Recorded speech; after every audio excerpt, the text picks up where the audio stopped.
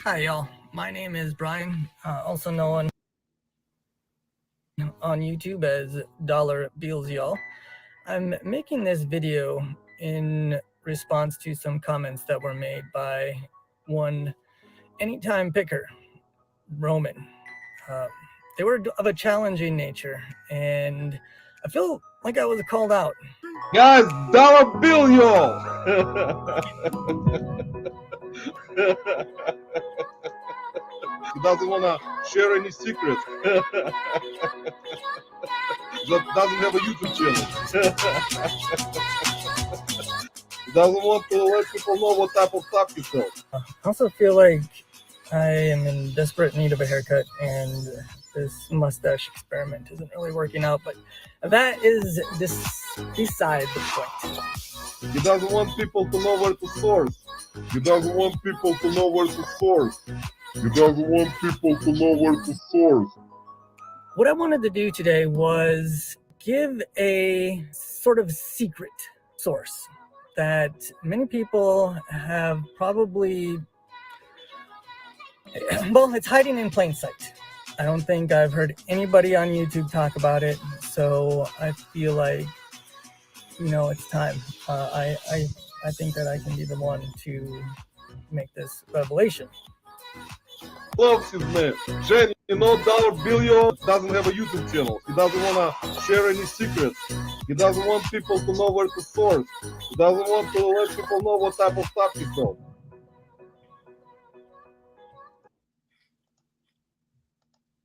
Guys, welcome back everyone to Unprofessional Reseller Live. And we got very special guest today, guys. In our live, we got Dollar Bills, y'all, in the house.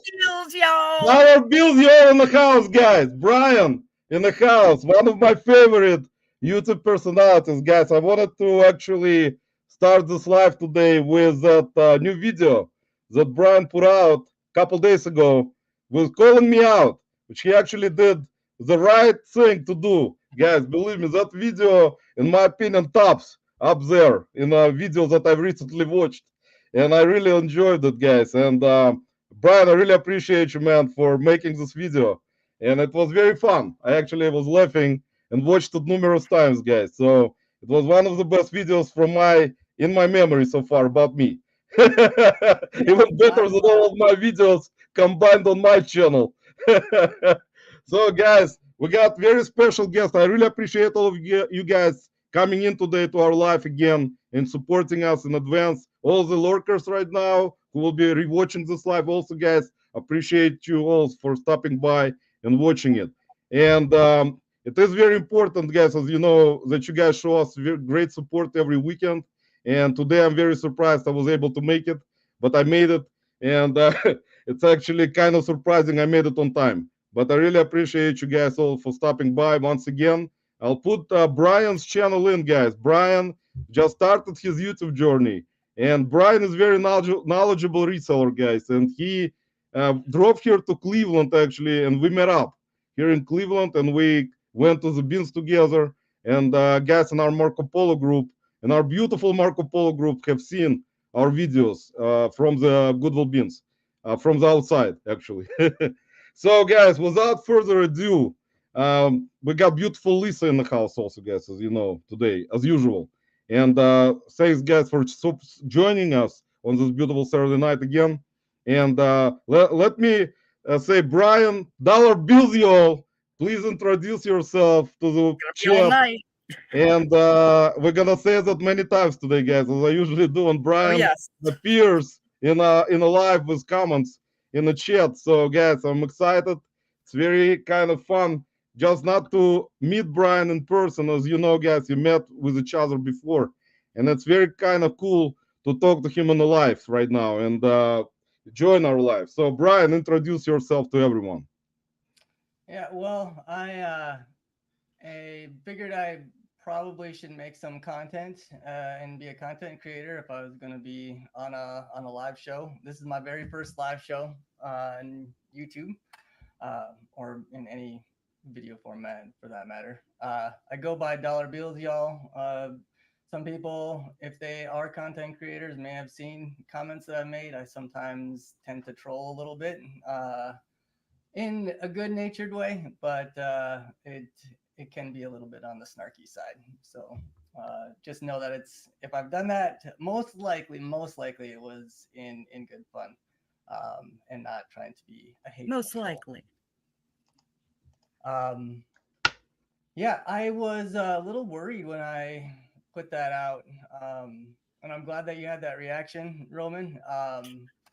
I was thinking an alternative could be like might get to see what it feels like to be a FedEx representative if you didn't like the video, and then I came on the live show and got yelled at. So very glad that you had a positive reaction to the video. Hopefully, Man, hopefully I'll put out more content. I think the last time I put something out was 2 years ago. So that's why I felt like, you know, I'm not exactly not a content creator. It's just a very, very small amount that I've posted. So we'll see. yeah, you've done amazing job with editing, man. With just 6 minute video, it's just amazing, man. What you've done already. So cannot wait, guys. There are certain YouTube content creators who don't put out content, but they are very gifted in making content and editing. So they just sometimes don't have time or just prefer not to put out content, as you know. And I know in my heart they are actually very good at it. And after meeting Brian in person and talking to him and enjoying our time, I mean, I can tell right away what kind of person he is. He's a very good guy, and it's kind of interesting, guys, that originally when Brian got to Cleveland, actually he actually messaged me on a text. I sent him my phone number. We exchanged phone numbers, and he messaged me on a text message, and I kind of looked, and I'm like, "Who the hell is that from North Dakota?" So I didn't realize. Like later on, I figured out he moved, but but Brian will tell you guys about it. We're gonna ask him. But I didn't know whose phone number it is because I thought I don't remember if I thought he was from Virginia or Pennsylvania, but it was like North Dakota. So I was like, what the hell is going on? And then later on, I realized most likely it is Brian with my proper kind of thinking, sometimes professional thinking. And we got in touch, and I called him, and then we got together, met at the Beans, enjoyed our time at the Beans, guys. Brian saw my all Beans story, like not stories, my kind of Beans, I would say, how I do stuff in the Beans and like at the Beans when we got there and what we've done and what kind of stuff we found. So it was very cool experience. And if you have a chance, guys, for sure, if you and like I said, Brian told me right away that he said that he was testing me out to see if I'm gonna, Brian actually is a smart guy. He was testing me out to see how I am as a person. And as you guys know, like what you see here, that's how I am as a person. So I'm not, No, that's going backwards, forward. And I don't do that kind of stuff. So that was very exciting, also, guys. But Brian, let me say hello to our beautiful people in the chat, guys. We got John Radrelix in the house. We got Mike Fartsek Jack in the house, who's gonna be guest next week. We got Duncan Yo, VR in the house from Australia. Duncan, welcome. We got Jeremy doing it wrong in the house. Jeremy, welcome. We got Lance Shark Picker in the house. Craig, actually send me your address, man, to my Instagram because I need to ship you the head that you won last week in giveaway. So please send me your address, man. Don't be shy. Nicolo Presto, beautiful Nicole in the house. We got from our Marco Polo group. We got Ivan in the house. We got Christine Anderson in the house. We got see guys, if I'm gonna miss anyone, I'm not probably not. We got Keith Vintage Sports Flips in the house. Got Shayna in the house. Hey guys, let's see. Let's see. We got great support as usual, guys. We got Urisa Franklin coming in. Urisa, how you been? I haven't seen you in a while. Urisa in the house. I just found her last night and told her she better be here. Divan in the house. Divan, welcome. We got Woody in the house. Woody, welcome. Be Picking in the house. Be picking welcomed Chris in the house, who's gonna be guest in a couple of weeks. Chris, welcome. And let's see, guys, if I missed anyone else. And I did a good job so far. And Dollar Bill you all in the house. So, guys, welcome everyone. I know it's a busy night tonight on Saturday nights as usual. There are a bunch of whatnot shows, and you guys know all about it, and also possibly other YouTube lives, YouTube auctions. So we always come in at certain time, guys, as you know, most likely. So it was very nice for me to actually, guys, to meet Brian in person as he was coming in before in different lives, guys. As you know, Brian kind of one of those hidden gems, resellers that usually like they don't do any content and they just appear to support different content creators. And Brian told me all about it. And he's been around for a while. Brian, how long you've been in this particular YouTube magical community in reselling world? How long you've been doing like supporting the lives? How long you've been coming in? How did you start doing it? Yeah, so I started like I've been on eBay for a little over 20 years. Signed up as a buyer. And then I think it was around 6 years ago, 7 years. No, more than that, 8. I'd have to like go back and look it up, but I started kind of dipping my toes in the water, and like buying some stuff with the liquidation, but I was still working like another job, and then seeing how it would sell. Tried out some storage units a few times. That was not so good. I've had better ones since, but I think my first storage unit was full of these bankers boxes. And so it's like, ooh, what could be in here? And it ended up being like a lot of like, just junk. Like the person that had the storage unit would periodically clean out their car, and whatever trash and stuff was in there, they'd put in a baker's box and put in the storage unit. That wasn't a very good experience. But yeah, I kept on just kind of like picking away at it. And then about 3 or 4 years ago, I decided, and that's when I was starting to watch YouTube content as well. I decided to go full time.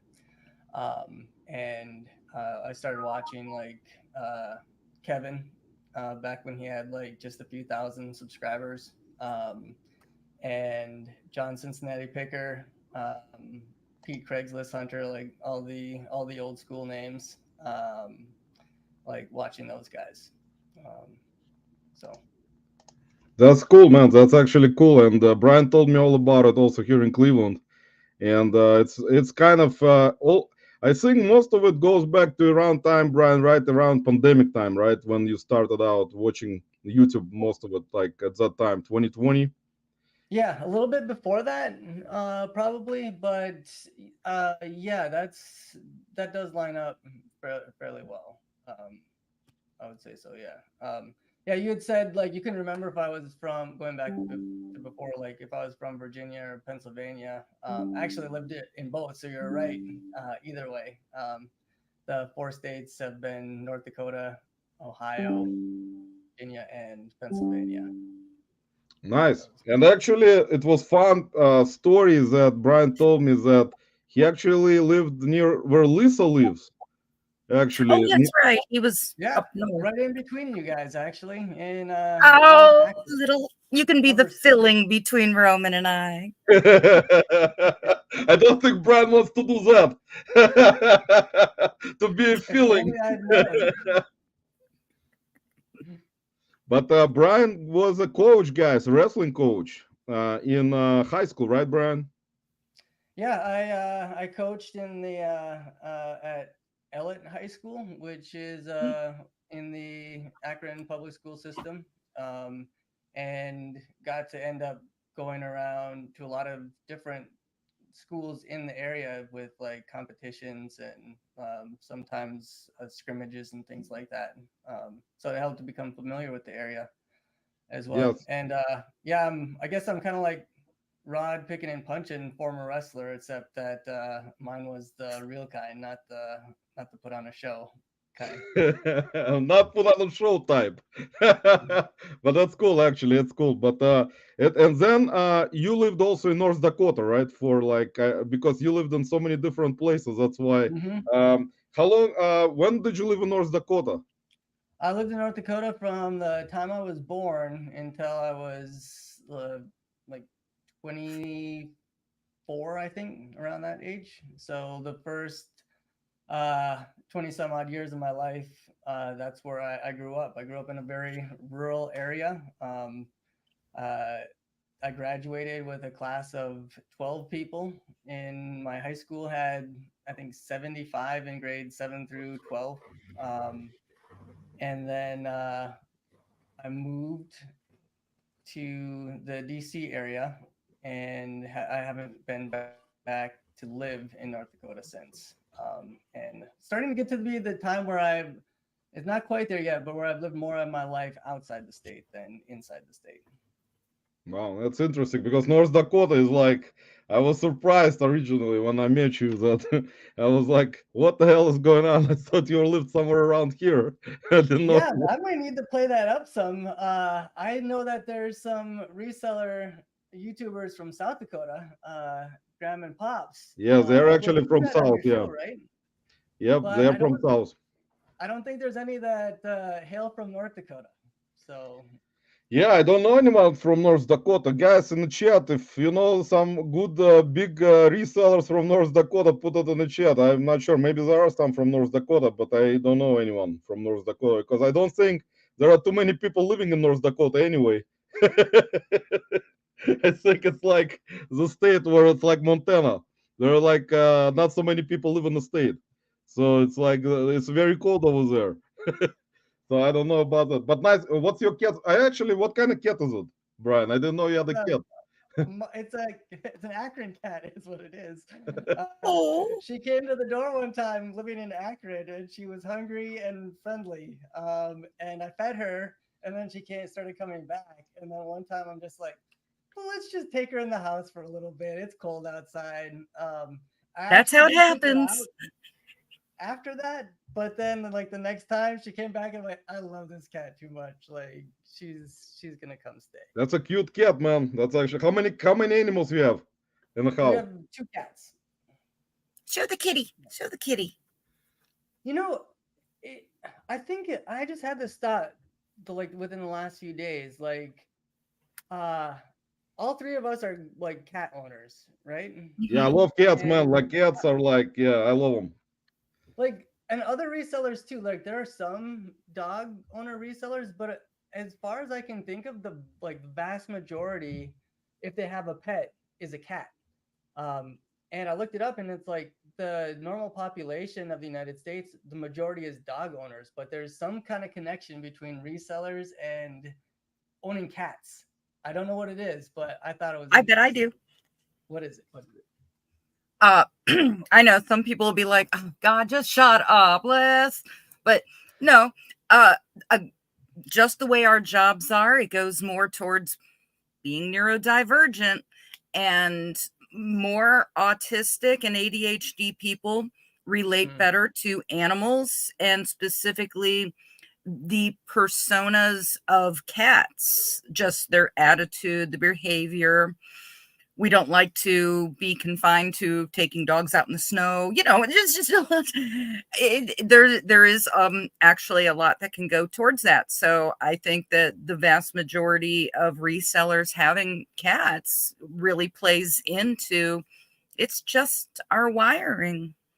Yeah, I love cats for a while because I actually like dogs also. But the thing about dogs, I already said it before. My couple dogs that I really loved passed away, and it really like messed me up. I mean, I couldn't concentrate, and like it took me a while to get back. And then I was actually I loved not I like specific cats. Like I love Persian cats. I like Himalayan cats, and now I love Maine Coons. You know those mm. big cats, Maine Coons. Like they're actually very cool. They're like look like lions, I've had and two.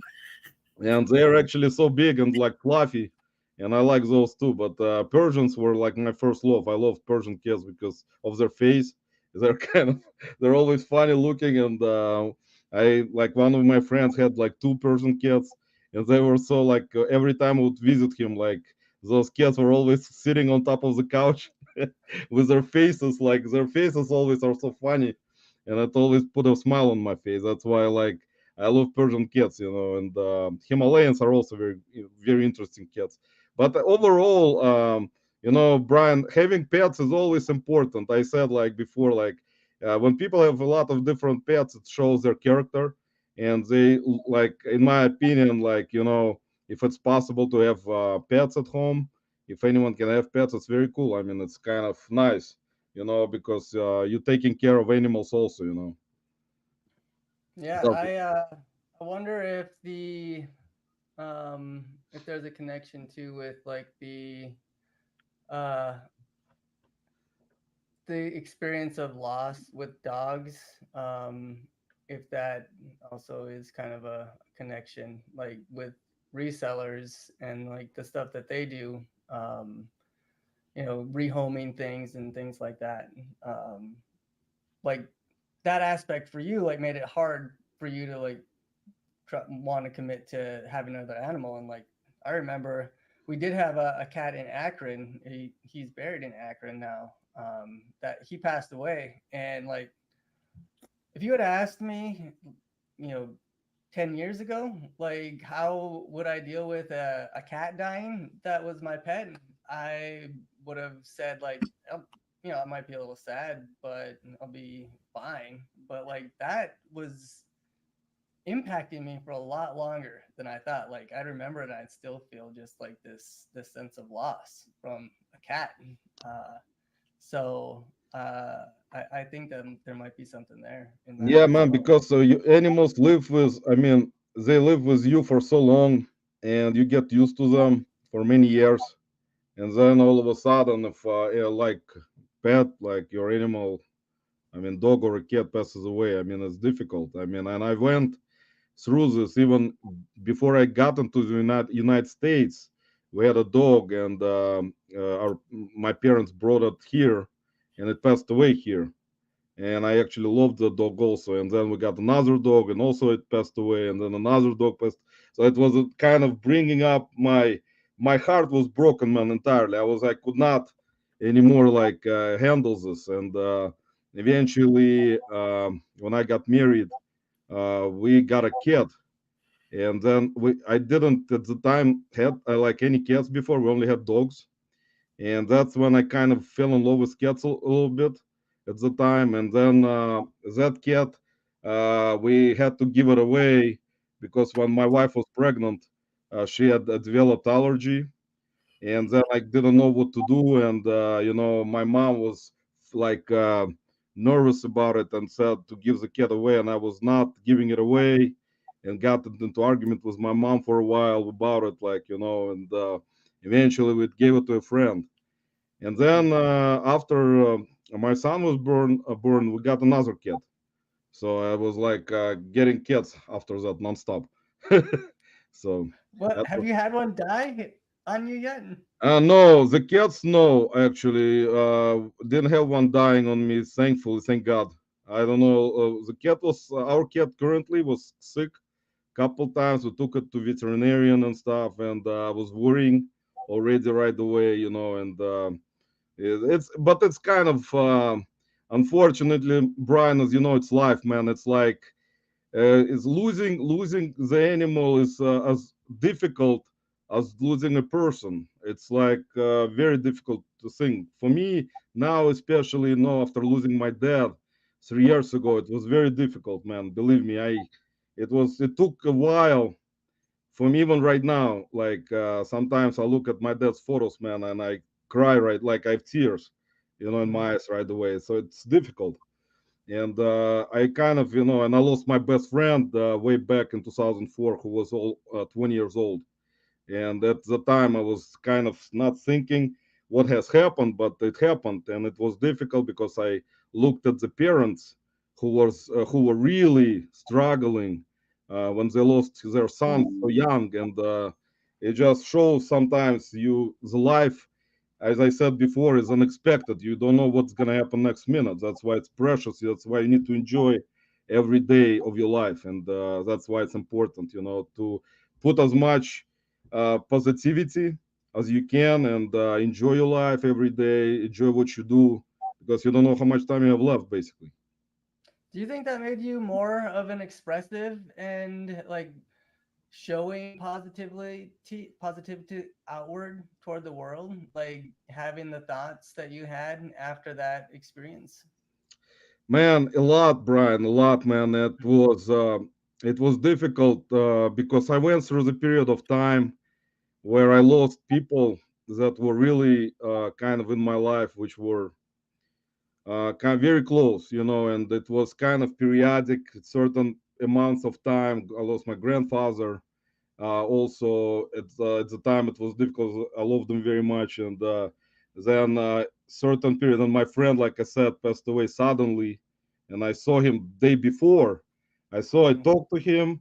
I saw him the day before. We talked. We hanged out, and he just died in his sleep. And I was like, and I couldn't believe this at all. Like, I'm like, I called because I was afraid to even go to his parents' house, because I didn't kind of, I didn't know at the time how they are handling this, because and thankfully they had other kids. They had two more kids, and still, it's still, Brian. I saw the father. He was like broken man, like heartbroken so bad, and he was crying. He was crying nonstop, man, for like I don't know how long. And it was difficult, man. And I saw it right away. It changed my life, the view of things, how they happen entirely. And that was at the time, and I was younger. I was probably at the time in my early 20s, and I understood the how precious life is, because like I said, the thing about it, it's very sad, as you guys in the chat also lost someone dear to you, either from a family or friends, and it's difficult, guys. I know it's a sad subject, guys. I know it's not reselling, but sometimes you bring it up and you put a big thought into that and think about it, but it happens all the time, and you just notice it sometimes with people who are close to you, sometimes other people, and it is what it is. Same as with animals, it is. We lose friends, we lose relatives, we lose close people to us, and it's difficult. It's always difficult. The more we lose, the more difficult it becomes. So, um, Yeah. let me say hello to people in the chat who coming in right now, guys. We got very special guest, Dollar Bills, yo, Brian in the house, Dollar guys. bills, y'all. We got Ken in the house, SSK Promo, and Jill. They did amazing job on their whatnot yesterday. Great Made job. it 30 minutes there for a moment. Uh, like in 19th, Michelle from here in Strongsville, Ohio, guys. Michelle, welcome. Thanks for stopping by. Um, and Christine, I said hello to. Let's see who else we got. We got Lisette, beautiful Lisette, New England Betty Boop, who was just watching my Instagram stories from the birthday party. Most likely on my Instagrams that I put out, because she put a lot of likes. Thank you, Lisette. We got Andy Somet in the house. Andy, welcome. Appreciate you stopping by, man. Let's see who else I miss. Sorry, guys, we were talking about so many things. Maya Koyama in the house. Maya, welcome. Soda City Flip Shane in the house. What a bunch of bumps. Don't you just feel the love? Shane is our number Man, we one. love you, Shane. We're gonna have to give Shane a hug, guys, later on with all the Oh, comments. hugs, hugs, Mr. Shane. Hugs and kisses. Hey, now. And we're caught up. So we're caught up. So Brian, how did you? Are you a full-time reseller, or you're part-time or quarter-time? Yeah. Well, I'm a full-time reseller with part-time numbers. No, it's not quite that bad. I have goals that are I'm not I fall a bit short of. Mm, we all But do. uh, yeah, I sell full time and make a my my wife works as well, and so there's that like that dual income. If we both had to survive off of my income, I don't think it would be going very well.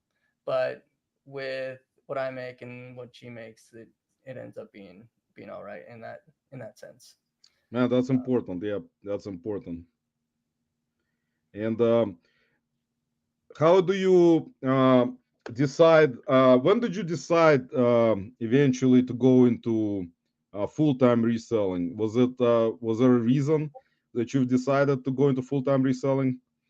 Yeah. So I was teaching at the time, um, and I would drive to school and just already be thinking about like uh, kind of like the end of the day, or just kind of like having like this uh, negative feeling going into it. Like, and you can tell like when what your thoughts are towards like having a snow day or something, which in Cleveland, Akron, Canton area, like those do happen fairly frequently sometimes, some years. Um, and like I think maybe more teachers than I give credit for are like this too, but like looking forward to it almost as much as the kids or more. Um, and I also like identified that I was like developing an anxiety that was getting deeper and deeper over time. Um, like I think that I did a fairly decent job at teaching, and I love the students, most of them anyway. Uh, but there was also the other side of it, like the administrative sort of side. Like, not that the administrators themselves were like poor or anything like that, but like the hoops and stuff that you have to jump through, and the paperwork that has very little, if anything, to do it at all with teaching. Um, and so a lot of that was going through my head, and I just ended up making that decision um, to not go back to teaching the next year. Like, finished off that school year. I was coaching at the time, and I continued to coach after that, even because with that it was like it had all the things that I loved about teaching, like the interaction with kids and making a positive impact on lives, and virtually none of the other other side of things. And so I was able to keep doing that for another year afterwards. And then I had to move because my wife got a job uh, that was in Virginia at the time. Um, and for that year, we actually lived apart because I had committed to, when I like took the head coaching job, that I was going to give it like another year beyond the one that I was already there. And I felt that it was important to uh, like if you make a commitment to stand by that commitment. So that was kind of hard as well. And but in the meantime, I was also like still learning and improving myself as a reseller in Akron. So that's kind of how that went. Where'd you And source in then Akron? what? Just curious. Where did you source in Akron? Uh, like I think it's actually kind of close to you. Like one of the places I really liked going to was Wallach Auctions. They would have an auction on Wednesdays. You know No, it? because I always thought you looked familiar, and I know I ran into you, and maybe the that thrift on the Village Thrift on Waterloo. Maybe. But That's Wallach knew me very good. well. The world just keeps Sorry. shrinking. I didn't mean to interrupt, guys. I just was No, curious No, no, because he you're kept good. You're waving good. at me. No, you're good. And how Akron else can would be they hard to figure these source things out? in. What was that? I said, an Akron can be kind of hard to source in. There's a lot of competition up there, unless you're Yeah, they do have really a going to V-store. estate sales. And even then, Hmm. Yeah, but like uh, there are a decent amount of auctions. The estate sales can be good. They're hit or miss. Like I found them to be anywhere I go. They're hit and miss. But I like don't miss there them to were hit them. some weekly auction places. This was before the pandemic, but you could be pretty consistent in being able to find stuff to sell. You just, in order to do that route, you have to have the patience to like be at a location for, sometimes 8 hours. Sometimes it's as short as like 3 or 4, um, but yeah, I think Akron had some good ones. Like I found good stuff, and if you wait till the end, like you get even better because like some of the people have left, and then the auctioneers are motivated to sell things in mass because they want to get rid of it as well. So you can just buy like a lot of stuff for not a very very high price. That's actually, yeah, Lisa is right about it. Like, but Brian most likely have seen just a glimpse of when he was here in Cleveland in our Goodwill Bean store. He saw a glimpse of not just resellers coming in, even though, Brian, when you got here and we went to the bins, that day on Sunday, there wasn't a lot of people in there because usually Sundays are where a lot of hardcore resellers like me try try to take day off and relax and not go to source at the bins. So we got on a day where it was really actually very good and quiet, and not so many people were at the time when Brian was here at the bins at that day on Sunday.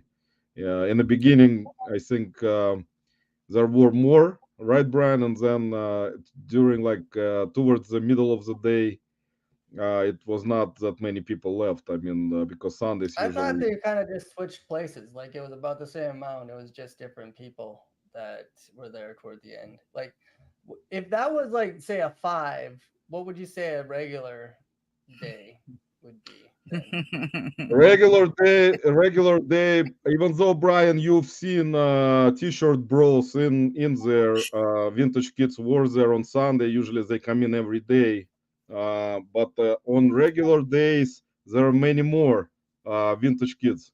They come Mm. in from different places. Some drive up to Cleveland, and they come from New York. Some come from PA, Pennsylvania. Some come from West Virginia. Sometimes I've seen people drive up and they will spend the day just sourcing at the bins.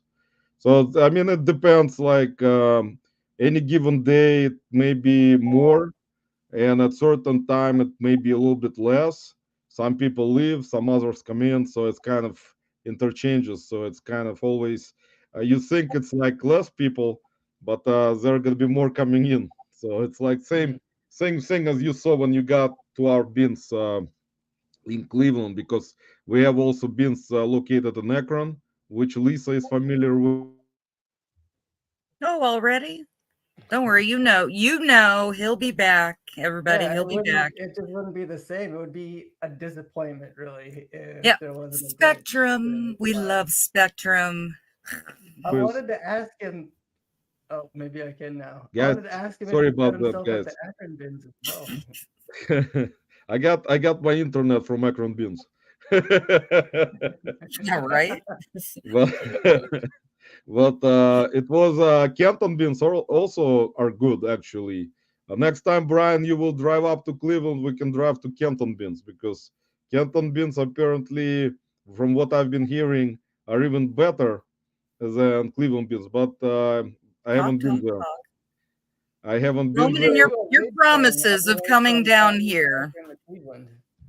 Yeah, Lisa always tells me that, and it's like Oh yeah. Of course he freezes up if it has anything to do with something I said. Oh yeah. I'm always go there, like to source to Kenton Beans. I'm kind of thinking about it all the time, but it's like an hour away. I want to wake up at like 6 in the morning, drive in there, and stay there all day almost. So I don't know. It's if I have my own bean store here, which is like 15 minutes away. So it's always in the back of my mind: should I go or not? Should I go or not? But it is. Roman's saying he has a limit to laziness. No. Yeah, He there likes is a the low limit. hanging fruit. Brian, there is always a limit, man. Let me say hello to Prickly Pear 27 in the house. Hello, everyone. We got Nostalgia Picker. Howdy, all. Welcome. Thanks for stopping by. We got Lisa Dur in the house. Hello, beautiful Lisette. We got Jill in the house. Ksherka, 25. I'm driving home in Amish country, but wanted to say hi. Jill, welcome. Great show last night, Jill and Ken, and on whatnot. Um, we got, let's see who else I missed, because I don't want to miss anyone, guys. Because I always forget, then I remember. And Jill is asking, where are my glasses? Jill, I'm not wearing for No. today. For now, I'm not wearing the yellow glasses. I will if I'm gonna start having some kind of strain, which I didn't have yet because I was at the party. I think after drinking a little bit, it went away, but it may come back. So I will most likely may wear it next hour. We'll see. But so far I don't need to. I don't feel that I have a headache. So um do you know the Black Keys? I'm not sure who this They're from beloved. Akron. They're a group from Akron that made it pretty big. Um, is what he's referring to. Oh really? I didn't know about them. Is that And like some Christy Hine. is that I is threw that that out for the older people. It's okay. Sorry, Roman. That was yeah, another musician. yeah, that's fine. I actually, yeah, I didn't know about that. So that's actually something I need to learn also. Okay, so there are some things I don't know, guys, as you know, which is normal. So Brian, how was your during your process of becoming a full-time reseller? I don't like this. I told Brian in Cleveland that I don't like to. There is no separation. If you're a reseller, you're a reseller. If it doesn't matter if you're full-time, part-time, or at no time. If you resell something one time, it's you already reseller. So when you started reselling, was there a thought about when you started watching certain content on YouTube originally? How was your thought process about original gangsters of YouTube content creation and reselling? Was it different at the time, Brian, from what you see currently happening? Yeah, well, not everybody that was around then is around now. Um, I think some people have changed. Um, yeah, I mentioned like Kevin. I think he's a good example of I like I see him as being a good person. Um, but he was like more like people I think feel more accessible when they're like less successful when they don't have as many subscribers. Um, like I used to make a point of like commenting, and I still do that with like when I'm watching creators that have like a smaller amount of subscribers, a smaller amount of views.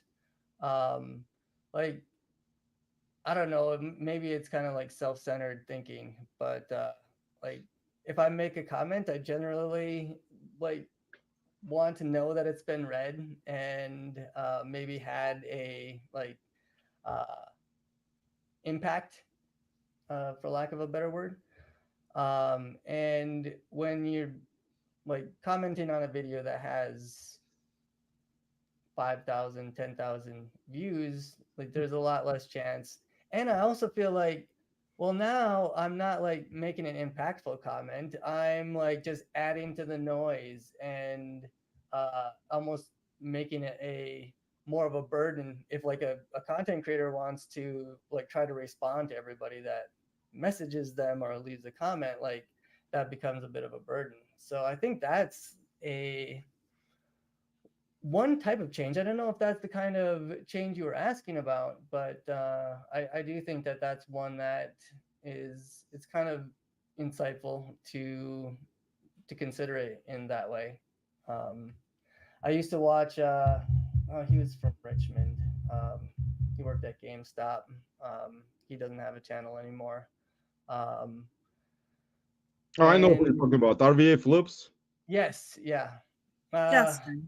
I kind of liked his stuff, but like now I don't really like him anymore because it seems like he sort of like just turned his back on the uh the reselling community. And maybe he was like that all along, but I just wanted to believe. Oh, I saw doing it wrong. RVA flips exactly. Yeah. Um. So I think for me, like authenticity is one of, if not the most important thing in like stuff that I prefer to watch. I think that like you've got it in spades, which is an underappreciated quality. Um, and I think that like the ones that I do still watch consistently, they have that quality in some degree or another. That's one thing I like about. I only started watching them, I think, after they were on your show, but that South Dakota couple, mom, is it Mom and Pops or Mom Yeah, and Pop? Gramson Pops Grams and Footage, pops. Corey Grams and and Pop. Teresa, Yeah, very great channel, very authentic, a lot of fun. I mean, they provide very good content, and every no, yeah. time. And pops and plants is a fun watch. I don't think I've seen that one. Like I Oh said, I yeah, just started watching. Corey's trying as he even said on Shane Soda City Flips show, he's trying to fake it and make it look good. It is serious, but he's funny and he's got a small. You know what? I'll drop it. Is that okay, Roman? Yeah, go ahead, drop anything you want. Yeah, I It have really to is worth it. admit So. that, and there may be some bias too because they're a neighboring state to the one that I grew up in. I'm not sure if the what I enjoy, now that I think about it, is completely like the authenticity that I perceive, or maybe part of it's because like I'm used to hearing that like that slight accent. Uh, that it's almost like the Fargo accent or North Dakotan accent or South Dakotan. No, I Um, actually I met Corey and Teresa at the reseller rally. Great people. You can tell right hmm. away by how people are. They're very authentic, and you can watch their videos. A lot of fun. They created an environment where husband-wife team type of videos, which is actually very fun to watch with a split screen. It's kind of interesting, very interesting concept. It works, but both of them on the same page, to make videos together, which is kind of sometimes it does work with husband wife teams.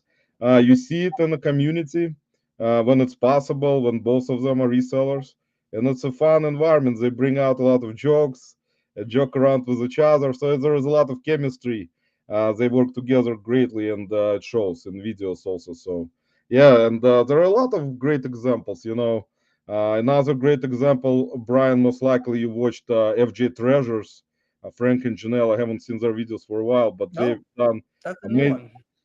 Yeah, they've been doing it also for a while. They did great videos.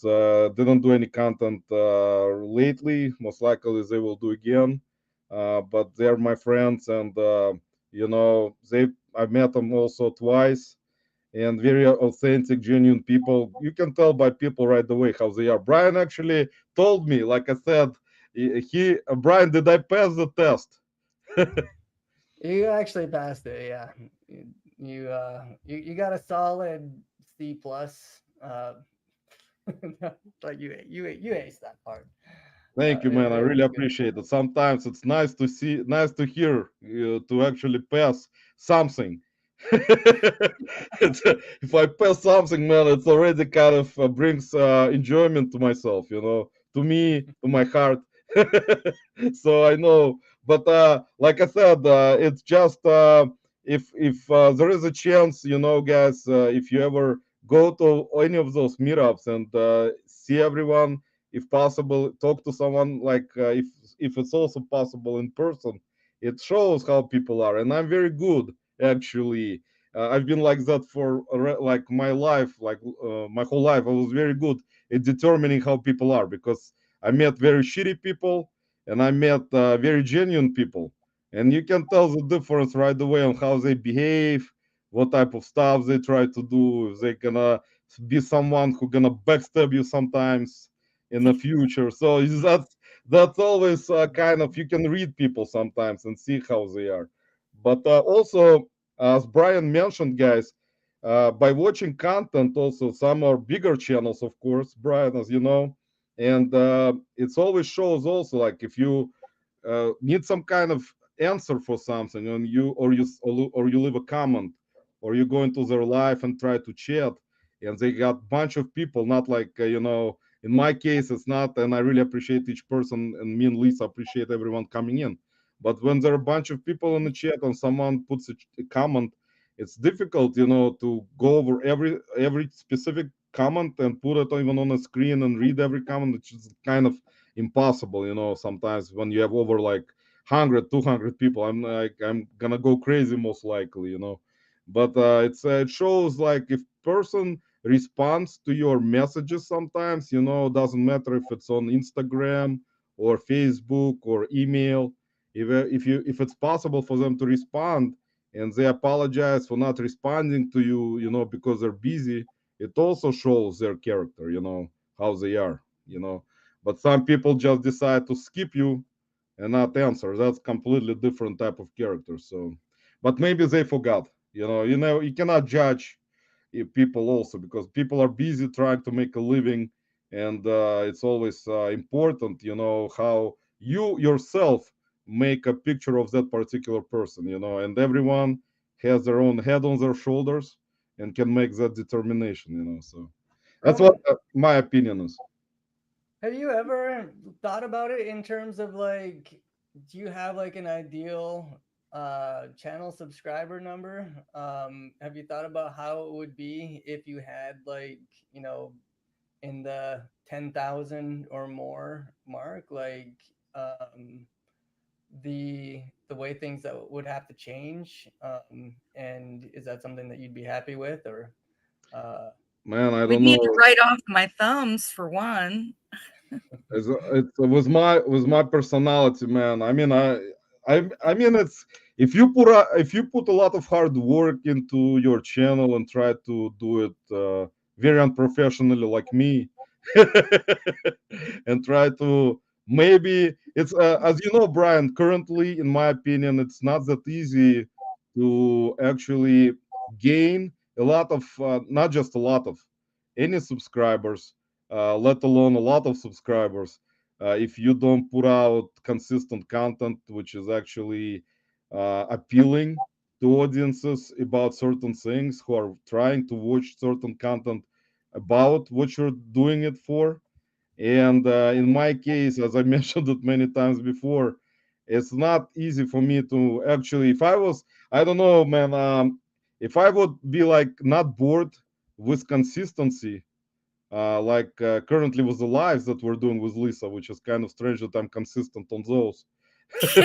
You Very and me both, unusual. baby. You and me Very, both. very, very unusual. It most likely, Brian, it would be, I would say, I would not, be against it, of course, but if it happens, it happens. I mean, eventually, I'm not against it happening, but I always prefer to be authentic and genuine about things, as you already we talked about it when you were in Cleveland, and it's difficult sometimes to attract uh, viewership to your channel by not putting out certain thumbnails to kind of attract viewership. Like if it's more drama, as you know, Brian, in the reselling world, yeah, the more Oh, me, the drama. the more viewership you're gonna get. Am I a person like that? Probably not. It's not gonna be. It's gonna be uneasy. I can try it, but it's not gonna be me. I cannot, like jump over myself sometimes and do that. I can come up with certain kind of thumbnails that are kind of funny, but they attract viewership most. I've already done it, and they don't attract viewership that much. I get views sometimes, like 100 views on one video, maybe like 80 views on another video, but it's not like content. Like, and also don't forget, Brian, I have an accent, and as you No, know, you it's like it's not I like don't hear it. people don't watch someone with an accent or anything. Look at Pete Craiglis Hunter. He's done amazing job, and and got great channel. And it's not something that be like an excuse. But it is what it is. If it happens, if I put more work into it eventually, I will, not be against it. But will I be able to do any type of drama type of stuff where I will put out certain thumbnail and just to attract viewership? it's gonna be difficult for me to do. Like I don't know. Like sometimes I'll make it the way that it may be funny, but not drama like, you know. So it's kind of either or. That's how Are it happens. you are you still enjoying it when you do put out content, or are you doing it because like, oh, I got to do this, but I No, want no, to I get that? enjoy it. I enjoy it, man. Believe me. Like it has to be some kind of different thing all the time for me. Like I would do something like from garage sale, maybe like what I did last time, or I would do something from the beans, maybe from some other place, and it kind of uh, I would feel kind of better if I do it this way instead of doing it consistently the same thing. That way, I can feel that it's kind of more fun for me this way. If I do it consistently with similar stuff, I don't think it's gonna be fun. You know, it's gonna be kind of I don't know how to explain it, man. It's kind of in my brain, kind of how my brain works. I would feel uneasy about it. It's just how I am, man. It's just hard to say. What about you, Brian? What do you think? Would you like continue because the video that you put out and you've done amazing job. I was laughing so hard when I watched it 10 times in a row, man. I was laughing so hard, guys. It was amazing that you put me in. I really appreciate it, man. It was very fun video. And you put those I was But you laughing. added some much needed energy to that video. Man, it was You it got was me great. who's trying to think about what he says as he says it, which kind of ends up making me a bit quiet.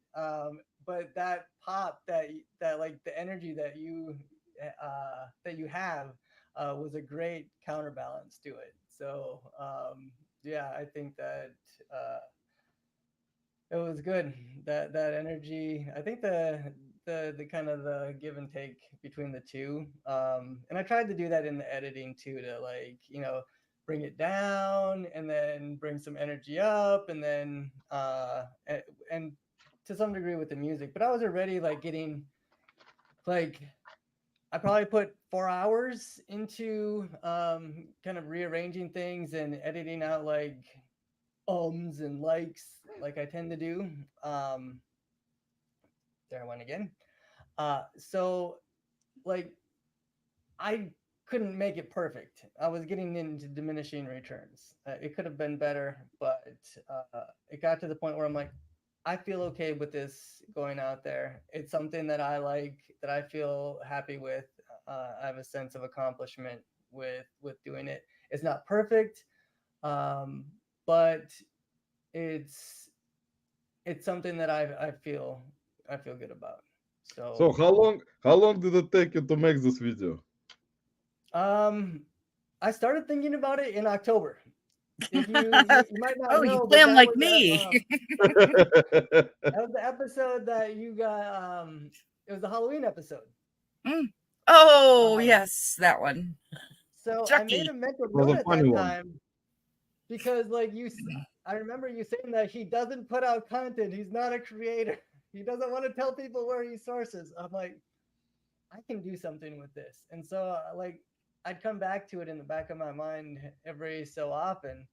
And then there was another time, like, it's probably 6 to 8 weeks ago now, where maybe it's even longer, where I said that I was going to put out a video, and I had that in my mind.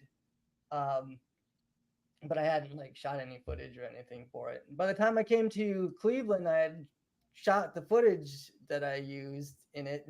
Um, and it still took until then, because I kind of have that ADHD brain as well, so I'm not like consistently working on it. Like, don't think that I'm spending every day like slaving away at this thing. Um, but it still did take until that time, and like, if you have that brain, there's a high tendency to leave projects unfinished, which I have a Oh, lot of it. And what this is was this you one, speak of? yeah, I figured you would. Not a clue. Yeah, we Yeah. don't know about Um, No. so I wanted to have something that actually finished, and knowing that Alive was coming up was the thing that actually was enough of the motivation to like, I want to get this done before the live so I can have like it, some actual content that I put out on a channel. when I come onto this show, and like something that like I figured I thought I knew your sense of humor well enough to know that you would think it was entertaining. So I wanted to have that out there before Slippery slope. the show. Not Romance that humor. slippery, not that slippery anymore. But it was fun. I mean, I enjoyed it, man. It was great. Like the editing that you've done on it, in the short video, it shows your talent, man. If you're gonna start seriously putting out content, you're gonna get up there, man, with subscribers, and you're very good knowledge in reselling. Because I talked to Brian here in Cleveland, he knows about reselling game, and there are like I always call, there are hidden gems, and this like I would not call it a big reselling community on YouTube, but the reselling community as a whole is very big everywhere in each state. I mean, and there is a very small portion of it that make YouTube content about it, but they're very knowledgeable resellers here in Cleveland area, bunch of them, a lot of experience, a lot of knowledge, and they don't do any content or anything. You just see them, and you see what they pick up, and see what kind of stuff they get, and you can tell right away what type of knowledge they have. So, and that's actually that's what shows like that YouTube content creation, Brian, is like it's unique in terms of specific individual or content creator putting his heart and soul in trying to make content consistently, and be have at least like to still do it, keep doing it and keep doing it. And some people, as you understand, they kind of try to see if they don't make any money from making YouTube content. They kind of think, well, what's the point of doing that? You're not making any money. Would you rather spend the time trying to source better, or find better solutions for your business to run your reselling business better, instead of putting a lot of time and like thought process in trying to make YouTube content? So that's why you've seen what you were talking about in the beginning. A lot of content creators that started out, say 2018, for example, they're no longer doing content, or they decided to stop doing content because they kind of thought that we're gonna keep doing it. We don't get like certain amount of views. We don't get any money from it. So what's the point of it? Do we enjoy doing it still?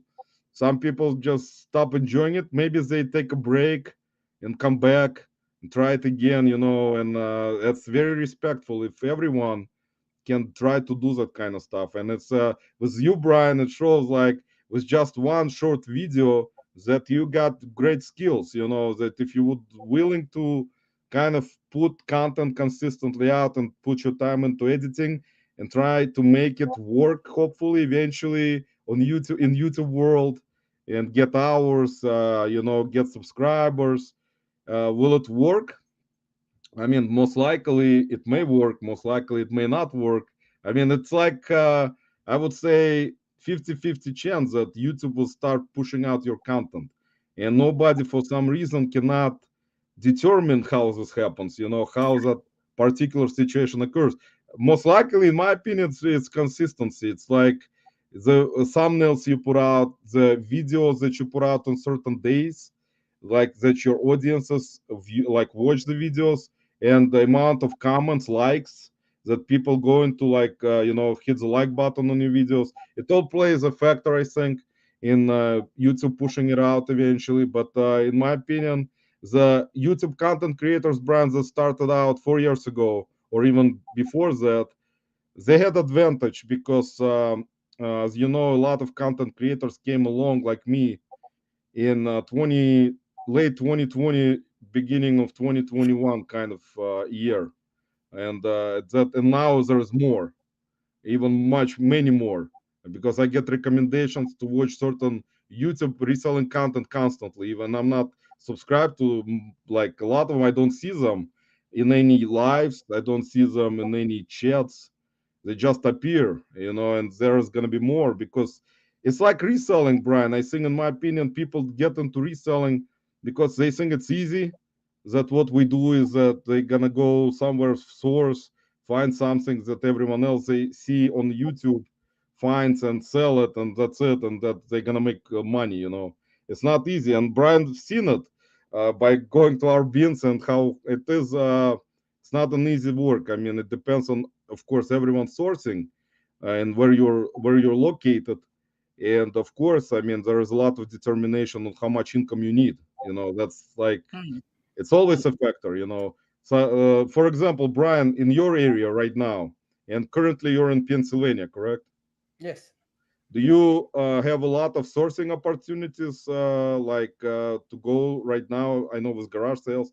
Do you prefer going to garage sales, or you like to more like a thrift store type of reseller? I already talked about my most consistent, my go-to In the is video. actually auctions.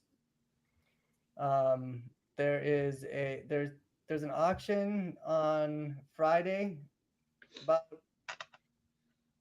35 minutes away, and on Monday that one can go a long time. That'll go from like 11 to sometimes 9 or 10 at night. Uh, Something I've learned though, that at that auction it's inside and they have chairs and stuff.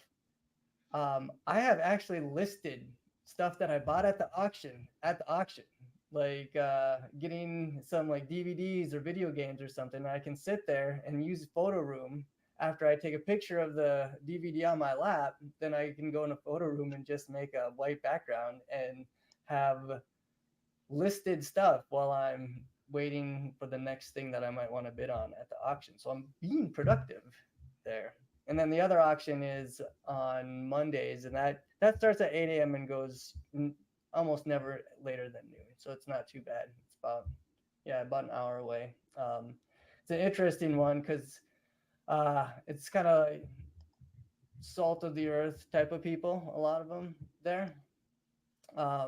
It's rough around the edges, and I kind of like that aspect of it. I like people that are rough around the edges too, so it all works out that way. They have like 4 or 5 auctioneers going at a time in different areas. Like uh, one area is just all outside, and it's not just outside stuff that's selling. Like they try to tarp it, but sometimes it rains, and if there's like cardboard boxes and things, it'll get all wet. Um, and then there's like an inside and a another like pavilion kind of area. Um, and they'll have like sometimes 2 auctions going on at once. And it's all like cash and carry almost always. So it's like you buy it, you give some money or your money, they give you the item, and that's the end of the transaction. So it's simple, and you can leave anytime you want because like you've already paid for the things that you bought. Um, there is like a theft problem there sometimes though. Like you'll buy something, and if you don't take care of it right away, like you know, you might be missing some of the things. I've actually gotten into confrontation there before due to that. Um, but overall, like I can consistently get stuff that is usually going to keep me going for the rest of the week until Friday at that auction. And I've gotten stuff there that has like changed my business for a whole year. Where like one time they were every week they were selling this Y2K year 2000 stuff from like some storage container that somebody had. Um, and they would have this like tables and tables full of it, new with tags. And so I became a clothing reseller in part because of that. Because I can't pass this stuff up. It's new with tags. Like I can list that. I might not like it, but I can do it. And yeah, like so turning like hundreds into thousands, and I still have some of that stuff. It Not all of it had a great sell through rate, but enough of it did to make it worthwhile. Um, so yeah, I will go to garage sales, but I find that I'm often disappointed um, at the garage sales that I go to. Estate sales oftentimes have good stuff, but Mhm. overpriced. So that's the issue with that.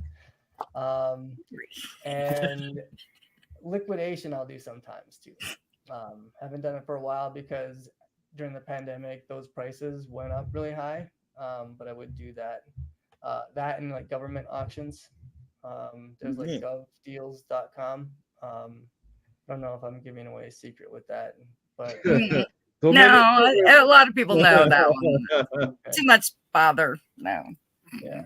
Yeah, But you that's find interesting stuff there, like old science equipment and military equipment that has just been kind of sitting in storage for a while, or like I bought a pallet mover, like electrified, super heavy, and they loaded it on. I was driving a pickup at the time. They loaded it onto a pickup for me, but then I had to sell it, and then I had to ship it. And this is something that weighs like probably 800 pounds. wow. Oh my Crazy. I ended up, That is God. I crazy. ended up That's delivering crazy. it to Arizona myself. I draw my in my line at a house. 7 box. That is Lisa, that is Lisa, utter I know. madness.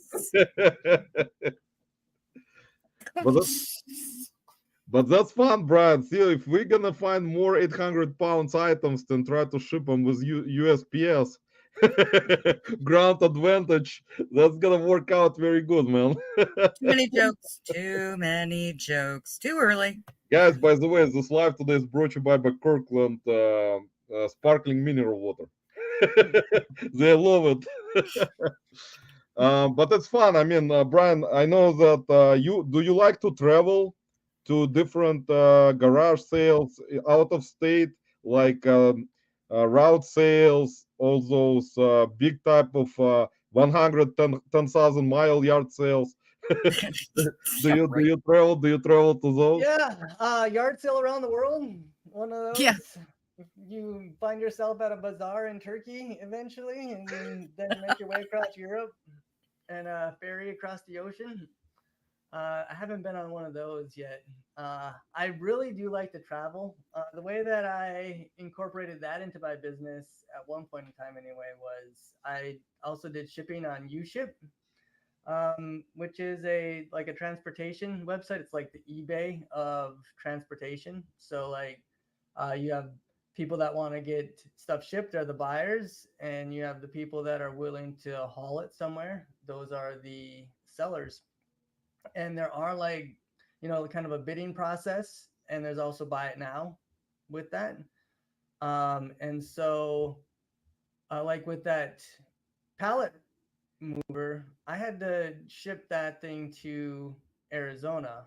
Mm. And I think what I did, instead of like having somebody on UShip or Freight do it, is find some other shipments that were going to Arizona anyway, and then transport it down there myself and uh, ship it back, like find other stuff to ship back. So like kind of doing that as well. What I found though is it's hard to do that and eBay at the same time because you can't ship stuff out while you're traveling around the country. But yeah, That's I not really dig the true. storyline. Haven't you watched, Kevin? That they ship from the box of plenty. I mean, From the trailer. yeah, that thing. Mm. The Yeah, co-op. I think he's So also got see, some you're wrong. employees now too that can do that for him. You That don't need employees, just have spouses and children. You've got that. Lisa, that reminds me, there is a YouTube channel where the couple remodeled an RV, and what they do is travel around to different places, and they carry their inventory with them everywhere they go. So Oh my like, and they ship goodness. out from that's actually their true. RV, which I think is a really cool idea. Like that they're on board with it with each other. Oh, Can't remember fudge. the name of the channel off the top of my head, but Yeah, I heard about this actually. That's actually very cool. I think that's a Well, good idea. when I used to go sit up at the Hartville Flea Market, that's, you know where that is. Roman oh knows yeah, where that is. that's For the perfect. rest of the room, you can Google it. It's a zoo, and it's going to be opening on Memorial Day weekend, and people come from all over. Huge. Anyways, enough of a commercial for them. When I used to go set up there, there was a couple that had their kids. They homeschooled them, and at that time, I thought that was a bizarre idea. But they were teaching the kids, traveling around the country, going to flea markets, and that's what they were doing. Because I stood and talked to them for a while about how are you shipping if you're on the road and you've got your inventory under it? It was fascinating. And it really made you start to think about, I mean, the mobility of our jobs. I mean, it seems like a simple thought now, but it wasn't always. So now you're going to, dang it, Brian, dollar bills, y'all. Now you've got me and that I'm going to have to go on. Now you got dollar bills. You're all excited, guys. No, now you've got me that I'm going to have to hunt up and watch these people. And I wonder, oh my glory, if it's those same people, I would just die. I was fascinated that, I mean, they had a 13-year-old boy. He was trying to buy fentanyl off me. And I'm like, my God, this kid actually knows some shit. To resell it, though, just to resell it. Hey. Yeah. So go on, I'm sorry. You said fentanyl. I thought you said fentanyl. That he was trying to buy fentanyl off of you. It predated that. It's the glass. I hope not. I hope you don't sell any of those types of pills. It's gonna be important for reselling community to know that we don't sell any fentanyl. Mama has a hard enough time getting her own meds. Come on. No, it's only 9:18 on the East Coast. It's a little too early to go down that hole. Yes, it's Thank a little you bit very early much. to talk about renting some kind of trailer and going around the world and try to ship stuff out with USPS. So it's gonna be complicated, guys. Don't go into that business yet. Brian, you don't poke Roman and get him going. Brian, Start keep it on track. Brian, we're gonna have to travel sometimes, man. Maybe go somewhere on a ship and try to find inventory around different islands. Yeah, let's get a container ship. That way we can get a lot of stuff to bring back to resell. Now, see, that's where the 800 pounds of product makes me wonder. Container ship? I watch the news sometimes. I know what kind of product you'd be bringing. Just leave it on OnlyFans. Yeah, guys, unfortunately, OnlyFans account was banned, so no more OnlyFans. They banned us out after yours they learned, was, not mine. after they learned about the issues. But that's a good idea. Brian, how many different countries have you visited in your lifetime? Canada counts, right? Yes, Canada counts. Okay, so that would make 4, maybe 5. So Canada, Canada. Mexico, no, scratch that. I haven't been to Mexico. I was just in San Diego, like really close to the border. And I'm the one selling fentanyl. No. Yeah. Well, you know, like it just I'm overstimulated right now. Iceland, Ireland, and Turkey. Wow, interesting blend of different countries, man. Ireland and Turkey, man. That's I'd look at his passport a little more closely if I was a customs agent. I really know. You're not shipping potatoes. I don't care. You know, man, I actually was a drug mule for one the time chat. for U-Ship, unknowingly. wow. I found out after I got a phone call. It was a few weeks after making this drop off from California to Ohio. And it was an agent for one of the investigative agencies in Ohio. And they're like, did you make this shipment from California to this place in Ohio? I'm like, oh, yes. shit. I'm like, can we have a few minutes of your time to have a conversation? So I ended up spending I think 30 or 40 minutes talking to him at that time, explaining what U-Ship was and how it works, and making sure that I didn't say anything that was gonna make it sound like I knew any of this was nefarious. And then he called back another time a couple years later, but they were building a case against these people that were transporting illicit substances from California to Ohio, in these ceramic. They were supposed to be ceramic table, the table bases. I think I've seen that movie. Yeah, I got you. Yeah, that's how they. That's actually the process, Brian, as you know. they learn their craft very good, so they can put that kind of stuff into things that you will never think can Yeah, then fit they in use there. me to ship it for them. Uh, yeah, I Again, mean, watching I TV. was I wasn't super suspicious, but I was a little like wondering because they like we loaded this crate onto the back of my pickup, this big heavy crate, and um it like the end gate just barely fit shut, and so I had like a cordless screwdriver, and I was just gonna take like this board off of it so that it would fit on better, but like everything was not only screwed in but glued in as well. Like that box was very difficult to open up. Like after I like tried pulling it off with without any screws in it and it still didn't pull off, I just like wedged the end gate shut. But I was like, wow, why would they need to have this packed up so tightly? Well, it made sense a few weeks later. Well, Brian, Yeah, you don't see that kind of stuff every day, man. no. We as resellers, we don't try to ship it this way. That's actually gonna be interesting if someone will try, you know, and USPS will not know what's going on, you know.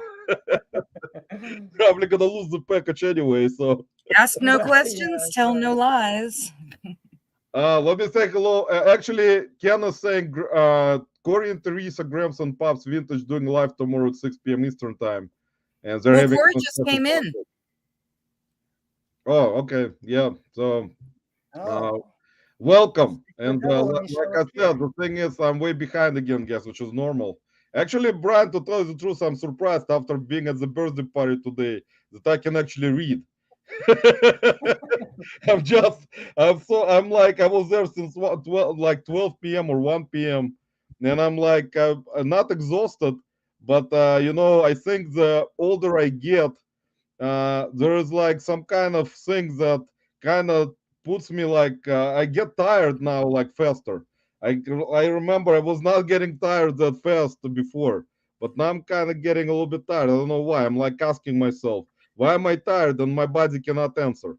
I've noticed it myself with like one drink, one like alcoholic beverage, and it like just I crash afterwards. Like the next day, even like okay, if I have two, like I'll be feeling it the next day. It's not exactly a hangover, but it's just like I don't feel energized. I don't feel energetic. Like uh, Tell I me you're wonder if 40 without telling me you're 40. I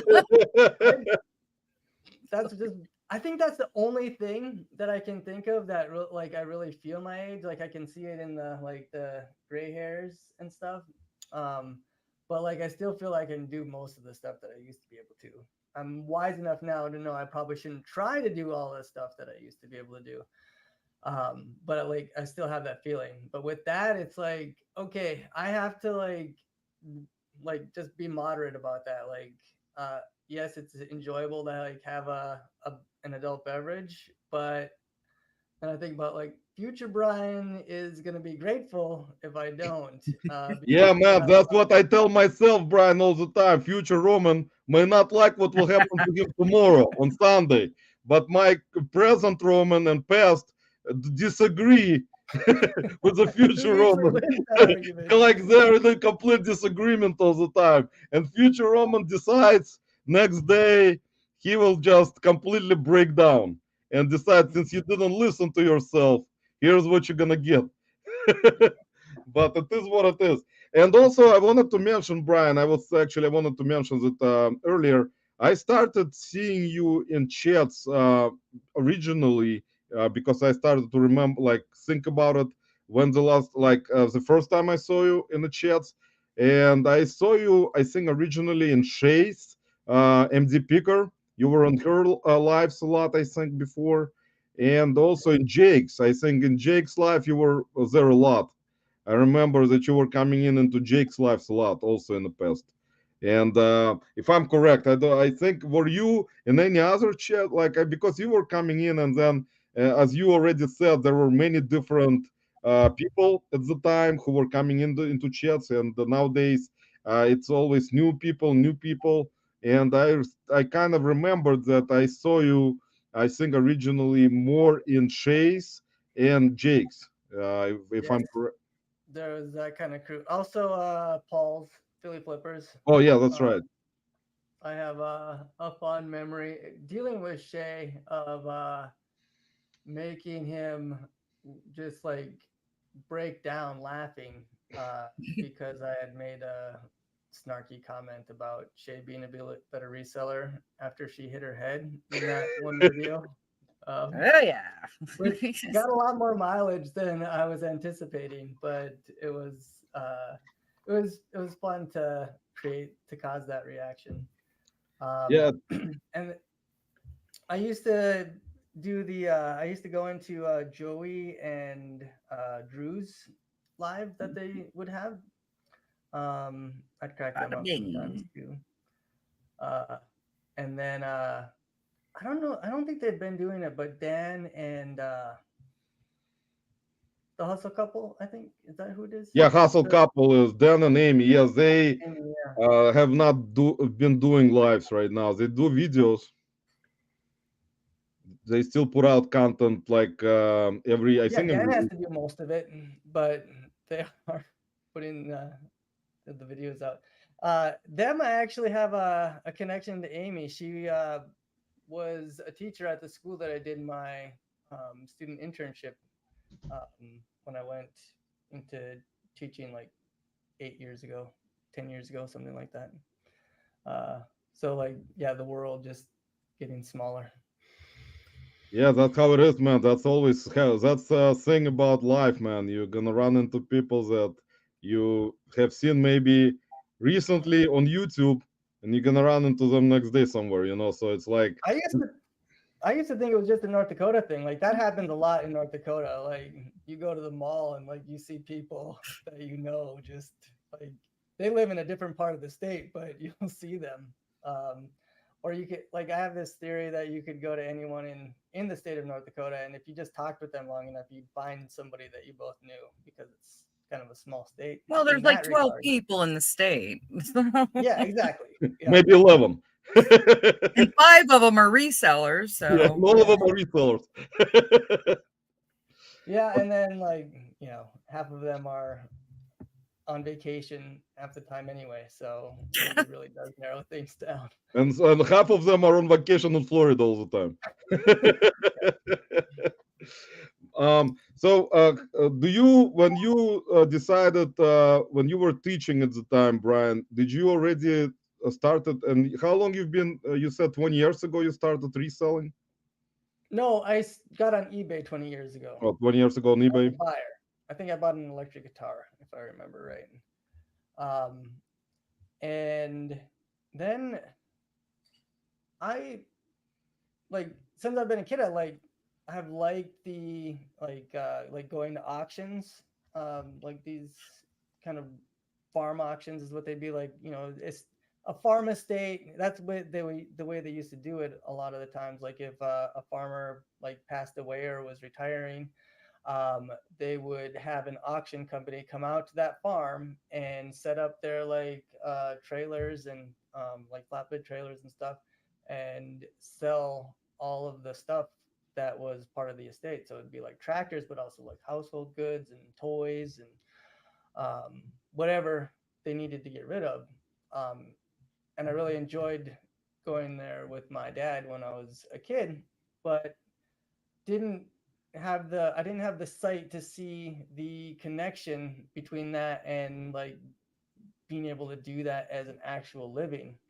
Um, and then my mom was actually this is after I moved out. I was grown, but she started getting liquidation pallets in North Dakota, like getting them shipped to her before the prices got all out of whack. And she was selling that stuff on eBay. She was a hardcore auction person. Like she never would do buy it now. Like it would just be like everything she put up would be start at a price and end on whatever the bids ended on. the good old days. Yeah. So like she got into a car accident and her back was messed up for a while, and so she got out of doing that. But I actually, like she gave me like all her unlisted inventory that was still left over from that time. So like that kind of like helped get me going as well too, because I was kind of like doing some picking and stuff here and there with this was in Akron doing the yard sales and things like that.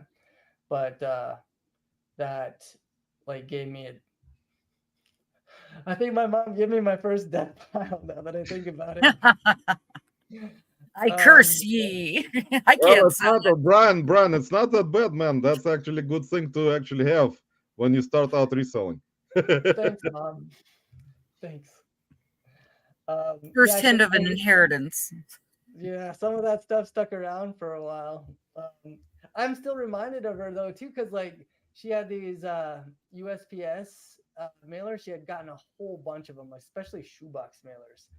I still have some of those mailers. Oh, you do too. Those are vintage now, Brian. You can actually sell those. I don't know what you're talking about in the back corner of my garage. Yeah, no, Brian, those you can sell. the outside of the box is a bit dusty, but inside they're still pretty good. But every once in a while, I need to use a shoebox mailer, and then I'm like, "Ah, thanks, Mom." But that's cool, man. Let me say hello. Actually, Duncan, by the way, VR said that it takes me 2 months to catch up to his comments. Duncan actually takes longer. It takes about 6 months. But I appreciate your kindness, man, in putting the comment in there. So, but like I said, Duncan, it takes some time, but you know what it is. And Retro Stephanie in the house, guys. Stephanie in the house. Stephanie, thanks for stopping by. Larry, way out one in the house. Larry, welcome. And Jeremy put on comment. In my opinion, if Roman wanted to go big, he'd lean into his deep Slavic accent, buy a bunch of tracksuits, start slave squatting, or he could just be true to himself. Either or. Actually, Especially Jeremy, with yes, tracksuits. I've tried some of your tracksuits. stuff. Actually, I do have tracksuits actually, but I like them, but not all of them anymore. Surprise. Not all of them actually. Some I like with a lot of different colors, but recently I was not able to find really good ones around here, at least the ones that I like. But they're actually comfortable, Jeremy. So you need to try them on I like sometime. Doing It Wrong's avatar. It's One Punch Man, I think. If that's who I think it is, anyway. The anime. I'm not sure actually, but yeah, it looks kind of familiar. It's kind of cool. So Jeremy, let us know in the comments, man, who it is. We're gonna copy him. We're gonna be copycats and put our. We're gonna change our YouTube avatars to Jeremy's. There are gonna be more of them. At least the anime characters. Yeah. So Harry Hamstone in the house. Harry, welcome. Let me catch up a little bit. Sorry, guys. I apologize once again, guys. If you're just coming in, we got Dollar Bill, y'all. With a lot Dollar of bills, there's a y'all. lot of exclamation marks, guys, in the house. Brian, one of the hidden gems of reselling, guys, in my opinion. That finally, guys, it's a Brian. Is that your first appearance on any live? Yes. Or This is oh, it's what time is it now? Yeah, it's late enough. It's breaking my live cherry tonight. Actually, it's popping it. What? yeah, there we go, guys. I The waited cherry, until Oh, after okay. 9:30. guys, the cherry have been popped. So we appreciate it, Brian. That No. we're gonna, Right here. Brian. I will always remember it, man. I will always remember that you made your first appearance on our live. And if You you're gonna always go, remember your first time, they say. yeah, well, man, I kind of remember a little bit of the first times, even though kind of forgot about it. It's been a while. Yeah, Still, Roman. still partially remember something with my memory loss and stuff in the past. was it painful or was it a fun experience? It No, depends. no, Brian, it's currently 9:36 p.m. on Eastern time on East Coast. I don't know, Brian. It's gonna be difficult. We'll have to get unrated type of rating on this live for me to try to explain this. Believe me, I don't think we're gonna keep any crowd in. I'm gonna start remembering certain details. It's gonna be very complicated for some people to listen to, but there is a like lot of it, me. a lot of memory, a lot of experience, Brian. um, Thanks, Brian. and Wolfman's goodies in the house, guys. Chad, who was our great guest a couple of weeks ago. Actually, I think last week. No, 2 weeks ago. So, Chad, appreciate you stopping by, man. We always appreciate all of you guys that you stop by, take your time to join our live and chat with us, even though I'm always behind on professional and always apologize for being who I am, guys. So it's never gonna change most likely. So we got Silver Hair Stacker in the house. Todd, Larry Todd in the house. Todd, welcome. Let me see if I caught up a little bit. Probably it's gonna take me 10,000 years. Beautiful Amanda Fireball Flippers in the house. Amanda, hey, welcome. We got most likely Angie also in the house. We got Corey and Teresa in the house. We got, let's see, guys. If I'm way behind, yes, I am way behind. Gino in the house. Gino's Finds. Gino, welcome. Hello, Roman. We got Jovial Juggler in the house. Jovial Juggler, welcome. And Jovial Juggler came to us from John and Jenna's live, and also Major Win, who actually I'm gonna try to invite to our live as guests also. We got Scott Bearded Picker in the house. Scott, welcome. Chuck in the house. Roman got a new toupee. Chuck, it actually was very expensive to pay, man. I paid up for it a couple of $1,000. It almost looks exactly real, man. I have to unglue it later on. It's gonna take me a couple of weeks. So backroad Bitter Chuck in the house, guys. And Bobby, long story medium in the house. Long story short, Bobby, welcome. Is this half a show? Bobby, we started yesterday. So Brian, how did you come up with dollar bills, you all? What was an aspiration to creating this? I kind of knew it, like that there was that like sort of, um, I guess it's almost a double entendre in that way.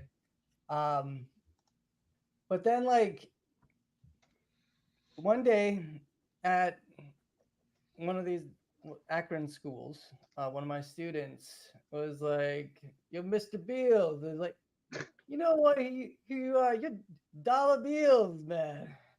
And I'm like, I would make him call me $100 bills because I'm like, no, I'm worth more than $1. So every time he would be like, dollar bills, man, I'd be like, no, the correct denomination is $100 bills. You can, I also wanted to make it like, you kind of have to have a little bit of a line as far as like students. Like, if you just let them, sometimes you give an inch, they'll take a mile. So like I had to make it a little bit difficult. Like I couldn't just like, oh yeah, go ahead and call me whatever you want. But yeah, every time they would send me this one, and I think there was a few others that kind of picked it up. Would be dollar bills or $100 bills, as I made them call me. But then when I got into reselling, like I didn't want to have a name that people associated with high price stuff. So I went back to dollar bills for reselling so that it would be like, ooh, that's buying, that's only dollar bills, yeah. Yeah, dollar bills, y'all, actually is very unique type of. I will never forget this kind of YouTube name in my life. It will be always with me. Where That I is like. true. I'm glad I could bring your life joy with just my name in that regard. Yeah, and always you think about it, Brian. It actually has to bring a lot of energy to us as resellers. You just when you say dollar bill, you all, and you think about it, you kind of want to make some bills, man, some dollar bills every time you resell. So that's like in your mind, and it's like circling around. You need to make money. You need to make money, and it's dollar bills, you all. So that's actually Sometimes that's. try to practice like doing your accent and your voice, but so far dollar bills, y'all, is the only part that I can like do passively anyway. But I mean, hopefully you're gonna make more videos, and you're welcome, Brian, to copy any of my like any of my like things that I say, man, and put them in your videos. I'll be happy, man. I'll be like This is cheering. recorded. I'll be You said cheering for you, man, to make those types of videos with me in them. Hopefully, man, it's gonna help us both bring subscribers in. Brian, yeah. you can use anything that you can find that I've said if you can find anything I've said, you Okay, can well, I use already it. bookmarked something from you, Lissa, so thank you for that. I appreciate it. Yeah, Oh, and now I'm Now you're frightened. regretting it, but you said it already. I've got you both on record as having said that, so you cannot get upset. yeah, Lisa, actually, Brian is welcome to take out the like certain things that you say and put them in the videos. Oh, well, thank you. You just serving me up. Hey, don't be passing me around, Roman. Yeah, don't mess Oh, around, Lisa, guys. She's very dangerous about that. You don't want to do that, guys. I'm having flashbacks to radio cuts. No. Now we're passing lists around. Great. Now there, Brian, if he didn't have one, he's got one now. I'm waiting Yeah, for I Andy think that that's Meta. a little better. and it is kind of it's kind of nice, I do but appreciate that this is motivating and inspiring at the same time. Like I was feeling kind of like exhausted as after what I put into that last one, but now I'm like, oh, I've got ideas and I wanna see them come to life. see, there you go, Brian. You can use my all my lives, man. Where I talk Okay, and just do I those just want the cutouts. launch hours as I go through them. Just put me in your videos, man. I really appreciate it. Happy to do it. I'm glad Yeah, you're such a good sport about it too. and I don't mind at all. I mean, it's funny, man. And Duncan is saying I don't even know how to spell Uzbekistan. And that is that a place in Japan? Duncan, I wish if it was in Japan, but unfortunately, Uzbekistan actually is not that complicated to spell. Try Turkmenistan or Tajikistan or Kazakhstan, or there is Azerbaijan. Azerbaijan. Actually, that's a lot of people cannot even pronounce that, and they're not sure exactly where it is. You know, Brian, being as a teacher, tell me, how do you view that? Like when you were a teacher, what did you teach actually? What kind of subject? English. So, like, was it for like high? Was it high school, middle school, or elementary, or It was like high school. high school? So, what do you think about being? How long you've been a teacher? Also, how long? I taught for about 5 years, um, which included some like my first year. I started off as a long term. Well, I started off as like a sub, and I had like a long term assignment, and then I went in one day at this school, right as the second semester was starting, and they're like it was kind of a bad like it was like a I say scary, not like super dangerous, but scary as far as like if you want to be like in an educational environment as a teacher that can work for teaching, like scary in that way. And then they asked me if I wanted to come back the next day. I was like, okay, I'll come back the next day. And then they asked me if I wanted to come back the day after that. And then the students started asking me like, "Are you going to be our teacher?" And I'm like, "Wait, what's happening here?" So I'm being fed up here. That's what I would abandoned think. them. Like she stopped coming to school. She would just keep calling in sick all the time, every single day. And so basically, uh, I ended up taking over those classes for the rest of the year, which was really a trial by fire for like a new teacher coming in and having like entrenched classroom issues and things like that. Um, but like one thing that like kept me motivated in that situation was like multiple times like students asking me like, are you gonna like be our teacher, like, and seeing that they wanted that consistency, and had some appreciation, like it's an urban school, and like education isn't always the highest priority in some situations like that, but like to see them wanting to like or to see them like recognize like there's some value in that, like was a highly motivating factor for me. And I tell them like, I don't know, like, because she would just call in every day. Um, and there was no guarantee that I could be there for the rest of the year. And that it went on like that for half of the semester, like the first quarter. And then I think I had a meeting with the principal asking me about like staying on for the rest of the year. And what I said was like, if you can guarantee that, or like continuing on is like this long-term assignment. And I said, if you can guarantee that, uh, I'll make it like I can be here until the end of the year. So I like can tell these kids that I will be when they ask me that question. I'll I'll do it. I was still like hesitant because it was rough. But yeah, that's how I got into it, and then I ended up in like the next year I was at a different school, the school where I ended up coaching, and I did basically two back-to-back long-term assignments for two different teachers. So it's like basically I was getting full-time work and full-time pay, but wasn't like contractually hired beyond that year. It was like two English teachers that got pregnant at around the same time, just a little bit staggered. They timed it perfectly so that like after I finished the maternity leave of one, it started the maternity leave of the other. The other And one. then she ended up like there were some complications with the baby. Not life threatening, but like there were some concerns, and they were able to like have her go for the rest of the year. Like she could take the rest of the year off, and they had enough confidence in me, like I wasn't gonna ruin these kids' education, uh, by like not but then not having a teacher there.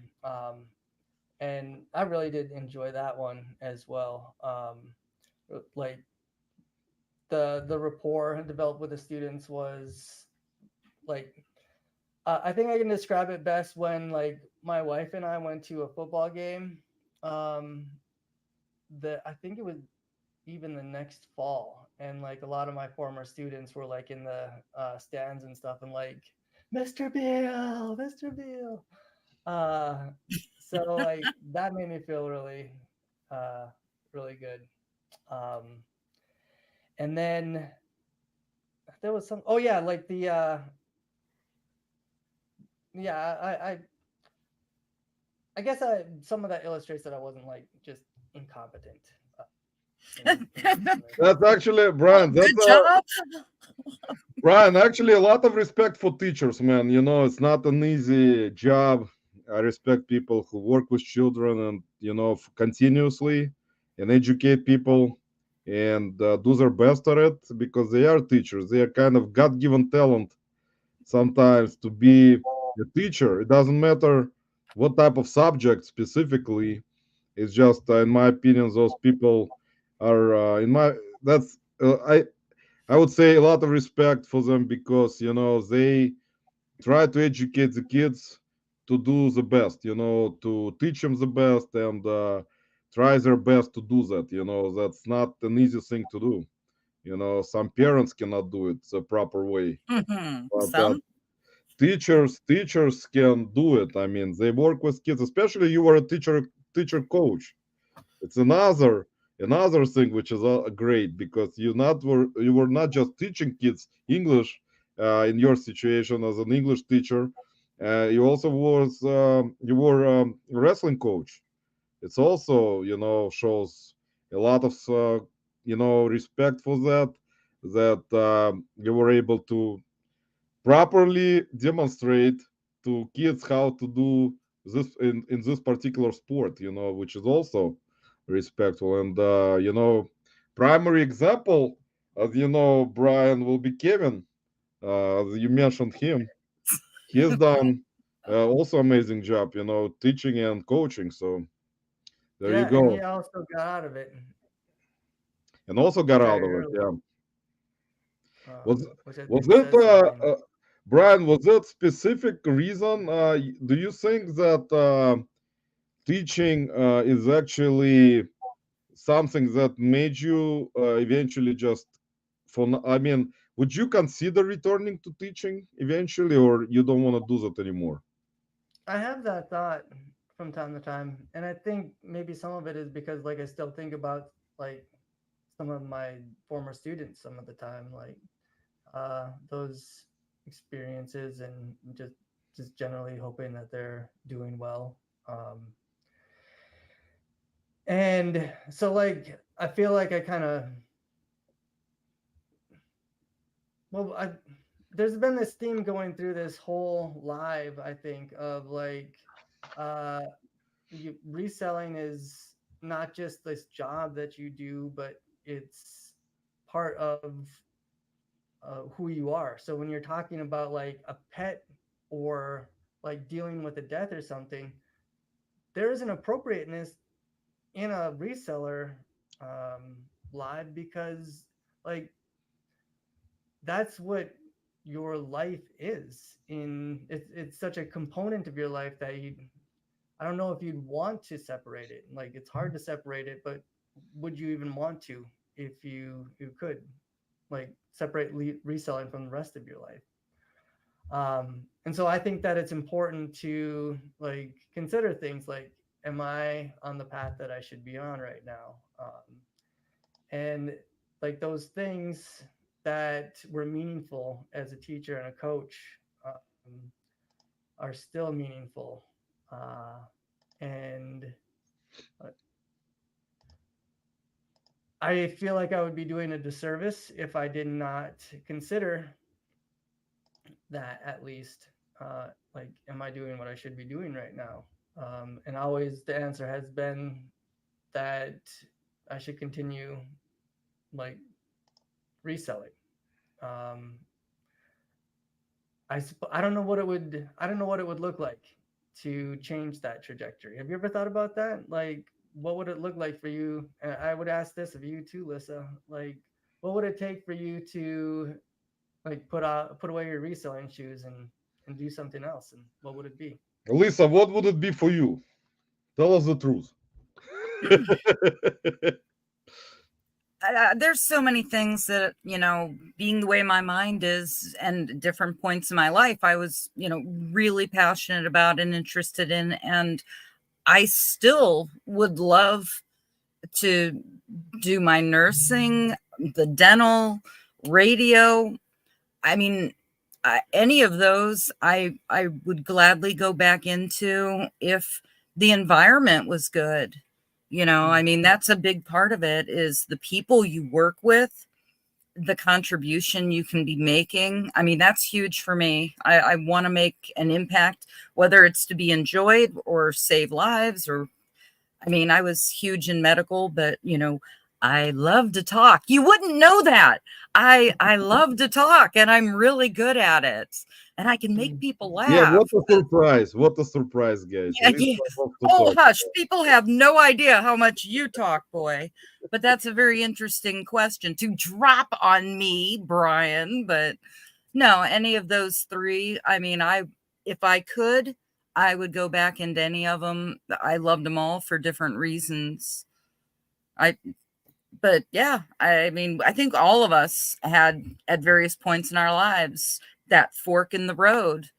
Something happened that took you off of a particular path or threw you into something else, or, at the time dissuaded you, that now as you're older and have more experience, you look back and you go, I could have fought through that.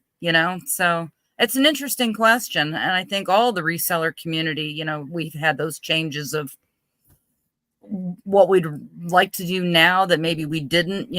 Everybody has regrets and everybody has things that screwed them over. Parents. Yeah. So no, go on. It was Yeah, very, it's it was, interesting to use that word. There's a phrase that I've been kind of fond of lately. I forget who to attribute it to, but it's Echolalia. Oh. it in was life very, you sometimes you have to choose your regrets. I like that way of Sometimes you looking at don't it. have a choice in the It's regrets. like you choose which one of these things am I going to regret least if I do it or don't do it.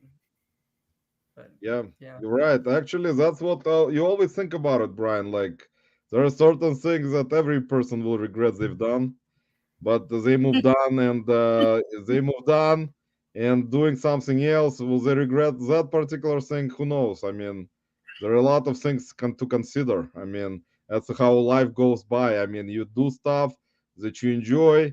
If it makes you money, even better. I mean, because I love reselling, and it brings joy to me, and I make money from it, and I like it. I mean, and as you asked, would I reconsider doing something else, for example?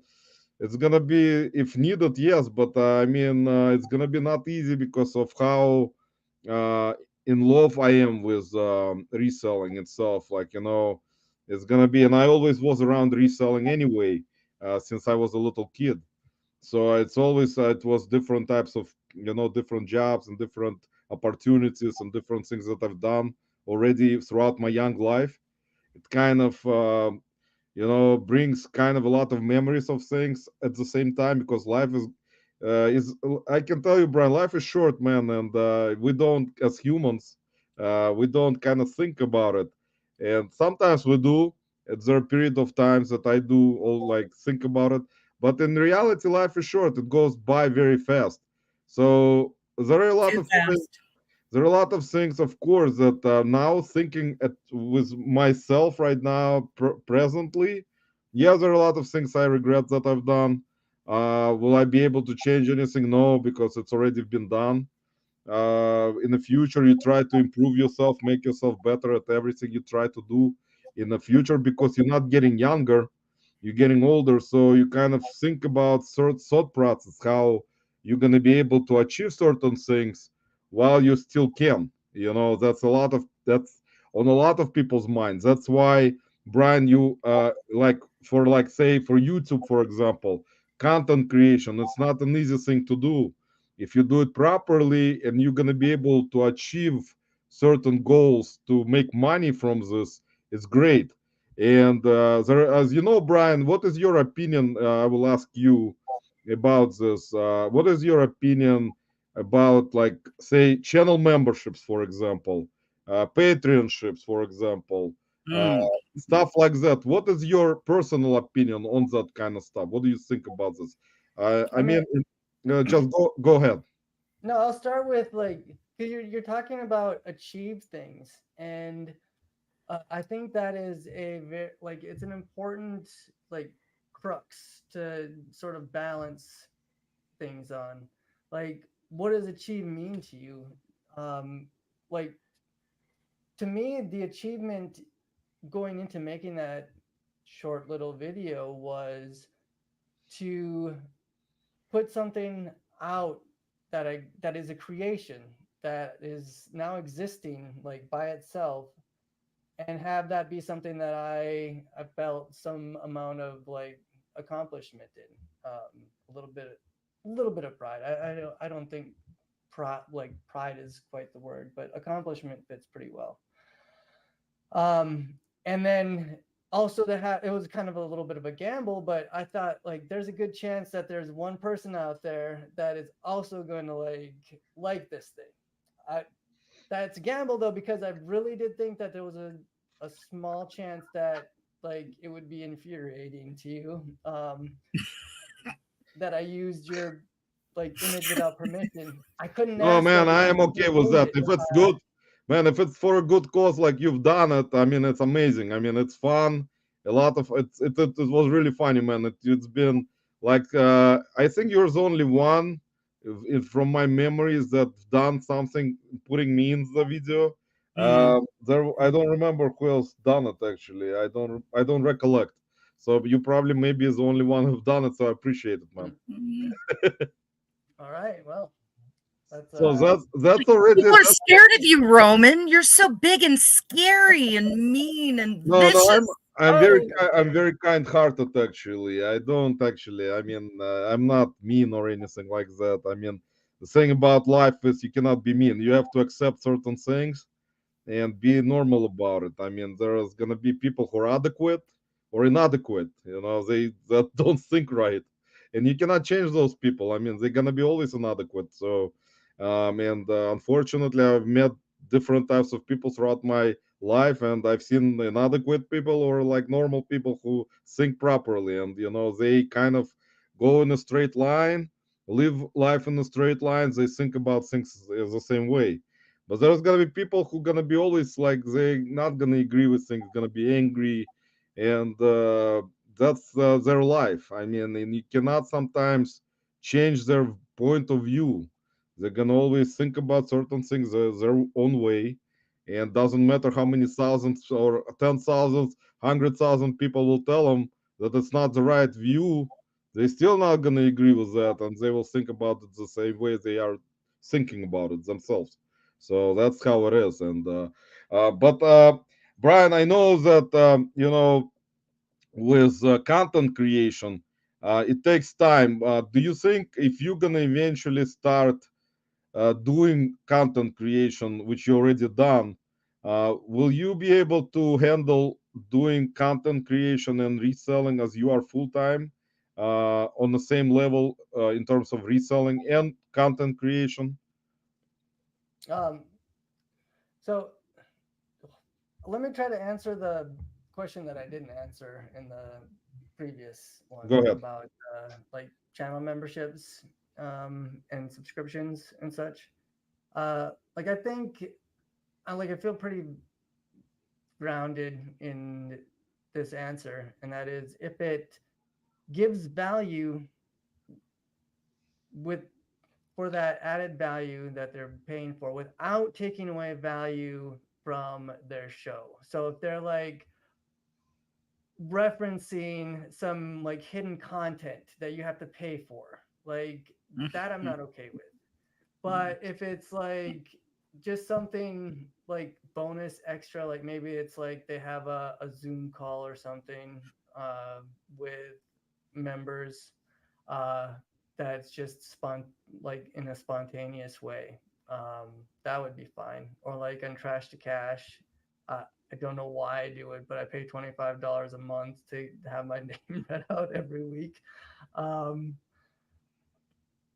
for some reason, I find that that is barely worth it, but like there's enough value in that. Like, yeah, I guess it's like this feeling that you're in existence in some way. Um, when you hear that, maybe that's it. I haven't figured it out. I just know that I'm like, okay, I'm still gonna pay that. I don't know if I'll keep doing it, but they haven't made me angry enough. Rage quit it yet. Um, Don't so make you yeah, I angry. think that sums it up pretty good though. And like if it adds value without taking value away from some other area, like go ahead and do it. Like you're giving this as an option, not as like, I've seen creators that do that where they're like, oh, you want to like see this? Well, come subscribe, pay for a subscription to the channel. I'm like, how about I not watch any more of your videos at all? I think that's what I'll do instead. All right. What was the second question that you asked? Second question was, what do you think if you're gonna start creating content, if you're gonna start liking it, for example, to create more content in the future, will it interfere in any way with your reselling business as full-time reseller? Oh, it definitely could. And I don't want to get into like a point where like I'm substituting like YouTube content money for that sounds like arrogant of me to say it like that. I'm just like speaking hypothetically. Like if it got to that point, um, substituting YouTube content money for eBay money, I think that that would uh, be an indication that there's a imbalance there. Right. Um, I I don't I I would worry about uh, changing things to like gain viewership or doing things to pander to people like, oh, let me do this thing because like a lot of people are gonna like it and subscribe or comment. Like I would I that is something I really do have a concern about is that like I would get changed by trying to do what my audience wants me to do. Not that I have an audience, but like that hypothetical Well, audience. Um, the concept, the and concept. Yeah. yeah.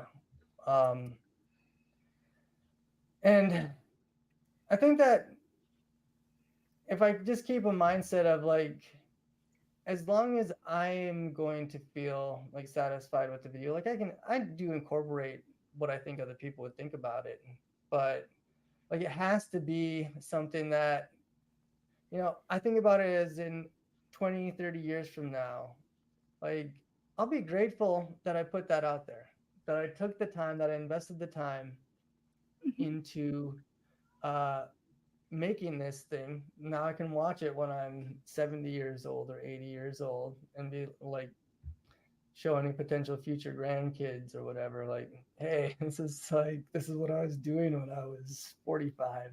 No, I Uh, think about that too, really, Brian, that I mean, that's just my autistic mind, but that it's like it's a historical documentation of a segment of our lives. It's not like finding an old journal and you can read the words, but this is seeing us in real life, what we're doing, hearing it out of ourselves and relaying it and showing the information we had at that time. You can look at how you grew.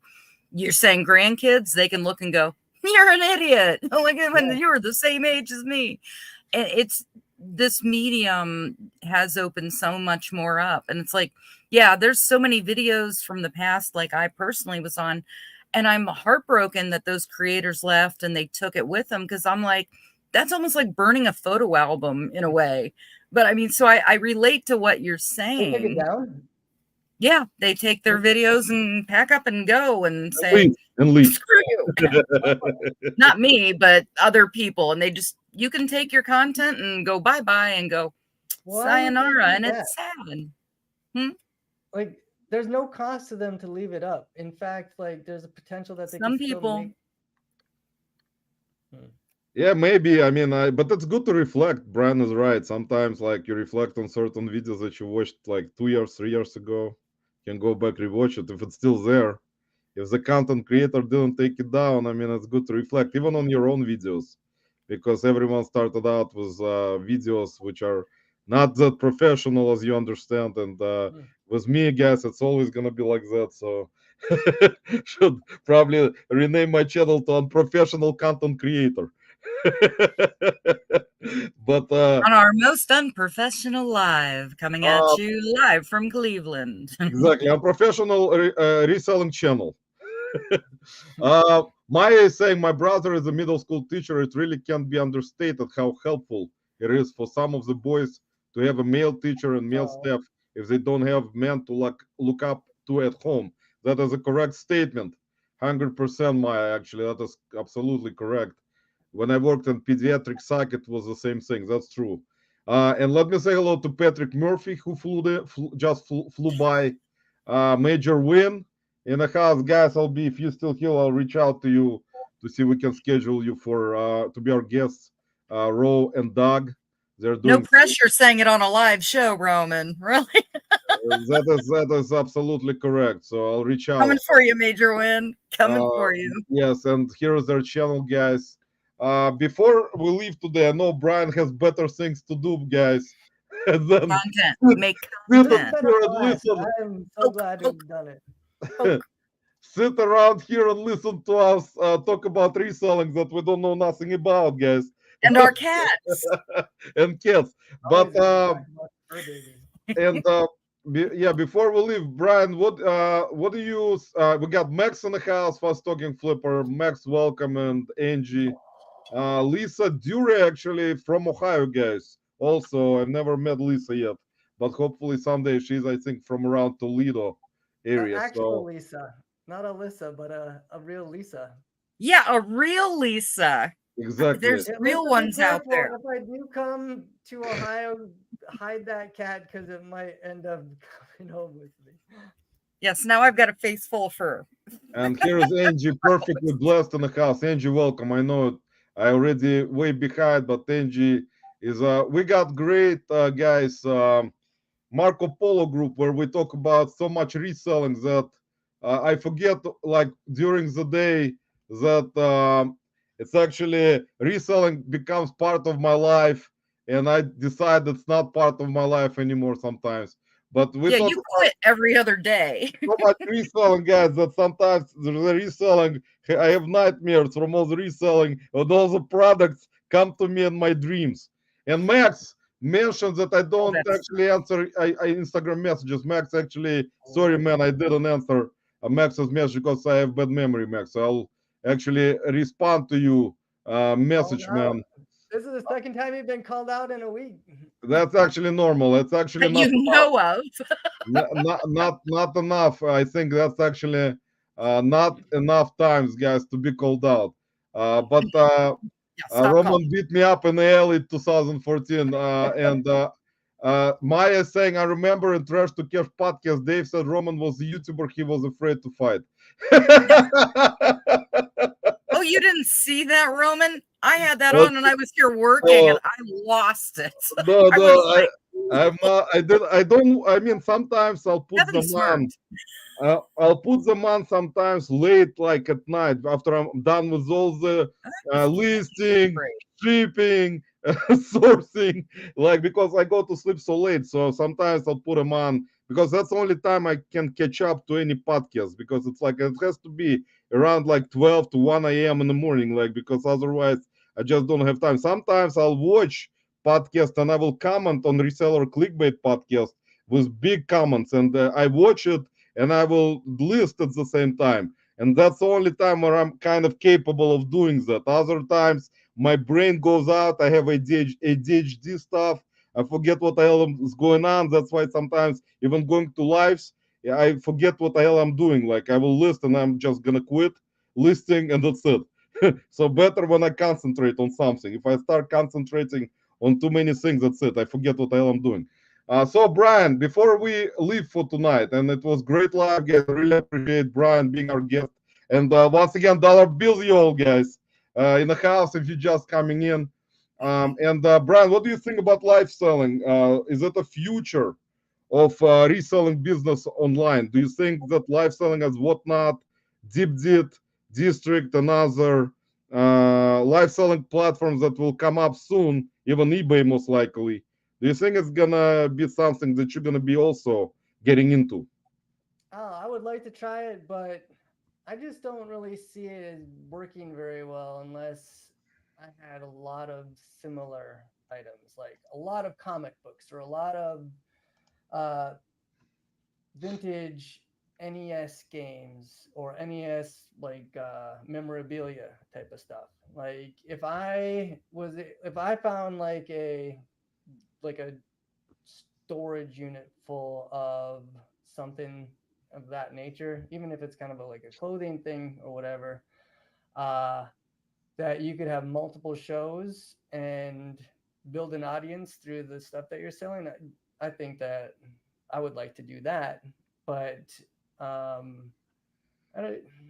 I think it would be difficult to do as far as just like being like an everything seller type without a social media audience to go and uh, do a live show. Like I don't think many people are going to show up, and like there's a lot of random chance that has to line up in order for you have to have at least two people that want to buy the same item otherwise at an auction. Otherwise it's like going to just sell for whatever the opening bid was. So yeah, I think like yes, I'd do it, but certain criteria have to be met. Right, like same for me, man, because like I have like something, in my opinion, Brian, is that it's always depending on your business model and if you're willing to try to find really, I mean, some stuff that is really cheap, where you can actually put it for an auction on Whatnot and start your auction at a lower amount, and you're still gonna need to have at least like I think maybe if you're gonna do a live Whatnot show, you're gonna have to at least have some like inventory that is not gonna be like 10 items. You need to bring in around 50 possibly, even for your first show. And sometimes you think about it with my mindset. I mean, I don't know, like I usually source for eBay and other platforms, but I don't specifically source for Whatnot because I mean, I've been at so many different Whatnot shows. It's not easy, first of all, to do them, and second of all, would you be willing to build your following by just losing money, like first, I guess, certain amount of months, and then you're gonna start making certain amount of money eventually. But like I said, Yeah, it well, depends. it's not just the money that you're losing like on each item, but the the money that you're losing because you're spending the time listing these things and buying these things and selling these things and packing these things that you could have spent getting stuff for eBay that you're going to be able to sell at a profit. So yeah, yeah, if it's not right, uh, then I and that I think that would be painful. Like that's not a kind of pain that I want to experience just on the chance that like I might uh like get to that successful level. Also because like I don't know that I would enjoy it that much. Like it would It's always a be crapshoot. yeah, it would be And effortful. time It's a value of money is, you're right. I mean, what time you're dedicating to, sourcing or whatever and stuff, can you be more productive and financially, with putting it on eBay or getting stuff that's going to make $1 off of Whatnot, but in the future to build a following? I mean, that trade-off is always a mystery and a gamble. I mean, that's a roulette. yeah, if That's I like had a money casino. Yeah, that's exactly. She's right, and that's like playing in a casino. I mean, you may hit it big, or you may not hit it at all, and that's it. That's strike out. Roman talking about hitting it. Well, it is 10:18. yeah, 10-18, and we're talking about hitting. But anyway, Brian, I know you are tired. Before we leave today, guys, I will ask Brian. Brian, how did you actually enjoy? I mean, what are your thoughts about visiting me here in Cleveland? About just Cleveland area? About watching solar eclipse from here with your family? How was your experience here in Cleveland? Did you enjoy our city? No, yeah, Cleveland is not unfamiliar territory to me. I wasn't like in Akron, so got up to the Cleveland area occasionally. Uh, I was thankful that the weather cooperated. It was fairly sunny when the eclipse did occur. It would have been a bummer if it was a cloudy day, which is Yeah, pretty that would have frequent in Cleveland. Um, as far as like I think I was telling my wife this. Like that was like that meetup was the first time in a long time that I've actually like felt excited and been looking forward to like something that I was doing for like a trip. Wasn't like an obligation kind of thing. It was like I'm really like this is going to be enjoyable, and like I wasn't disappointed in that regard. Um, I did like kind of float the idea. It didn't get any bites, but like I think it would have been fun because you talk about like playing basketball. I haven't played in years, but like I think it would have been fun to like shoot some hoops or do something Man, athletic. fun next time, injuries. Brian, next time you're gonna come over, we're gonna go play basketball, man. I'll take you. There's a nearby court near the bins, so we can go play. That's no problem, man. Hopefully, I'll be able to play still a little bit because I did play some sports today. Actually, played volleyball, played soccer, so maybe Uh, I'll be able to still do something at least because I love basketball. I played basketball when I was in high school, so it is something one of the sports that I enjoy, and American football. So that's one of the that's the sports. kind of stuff that keeps you young.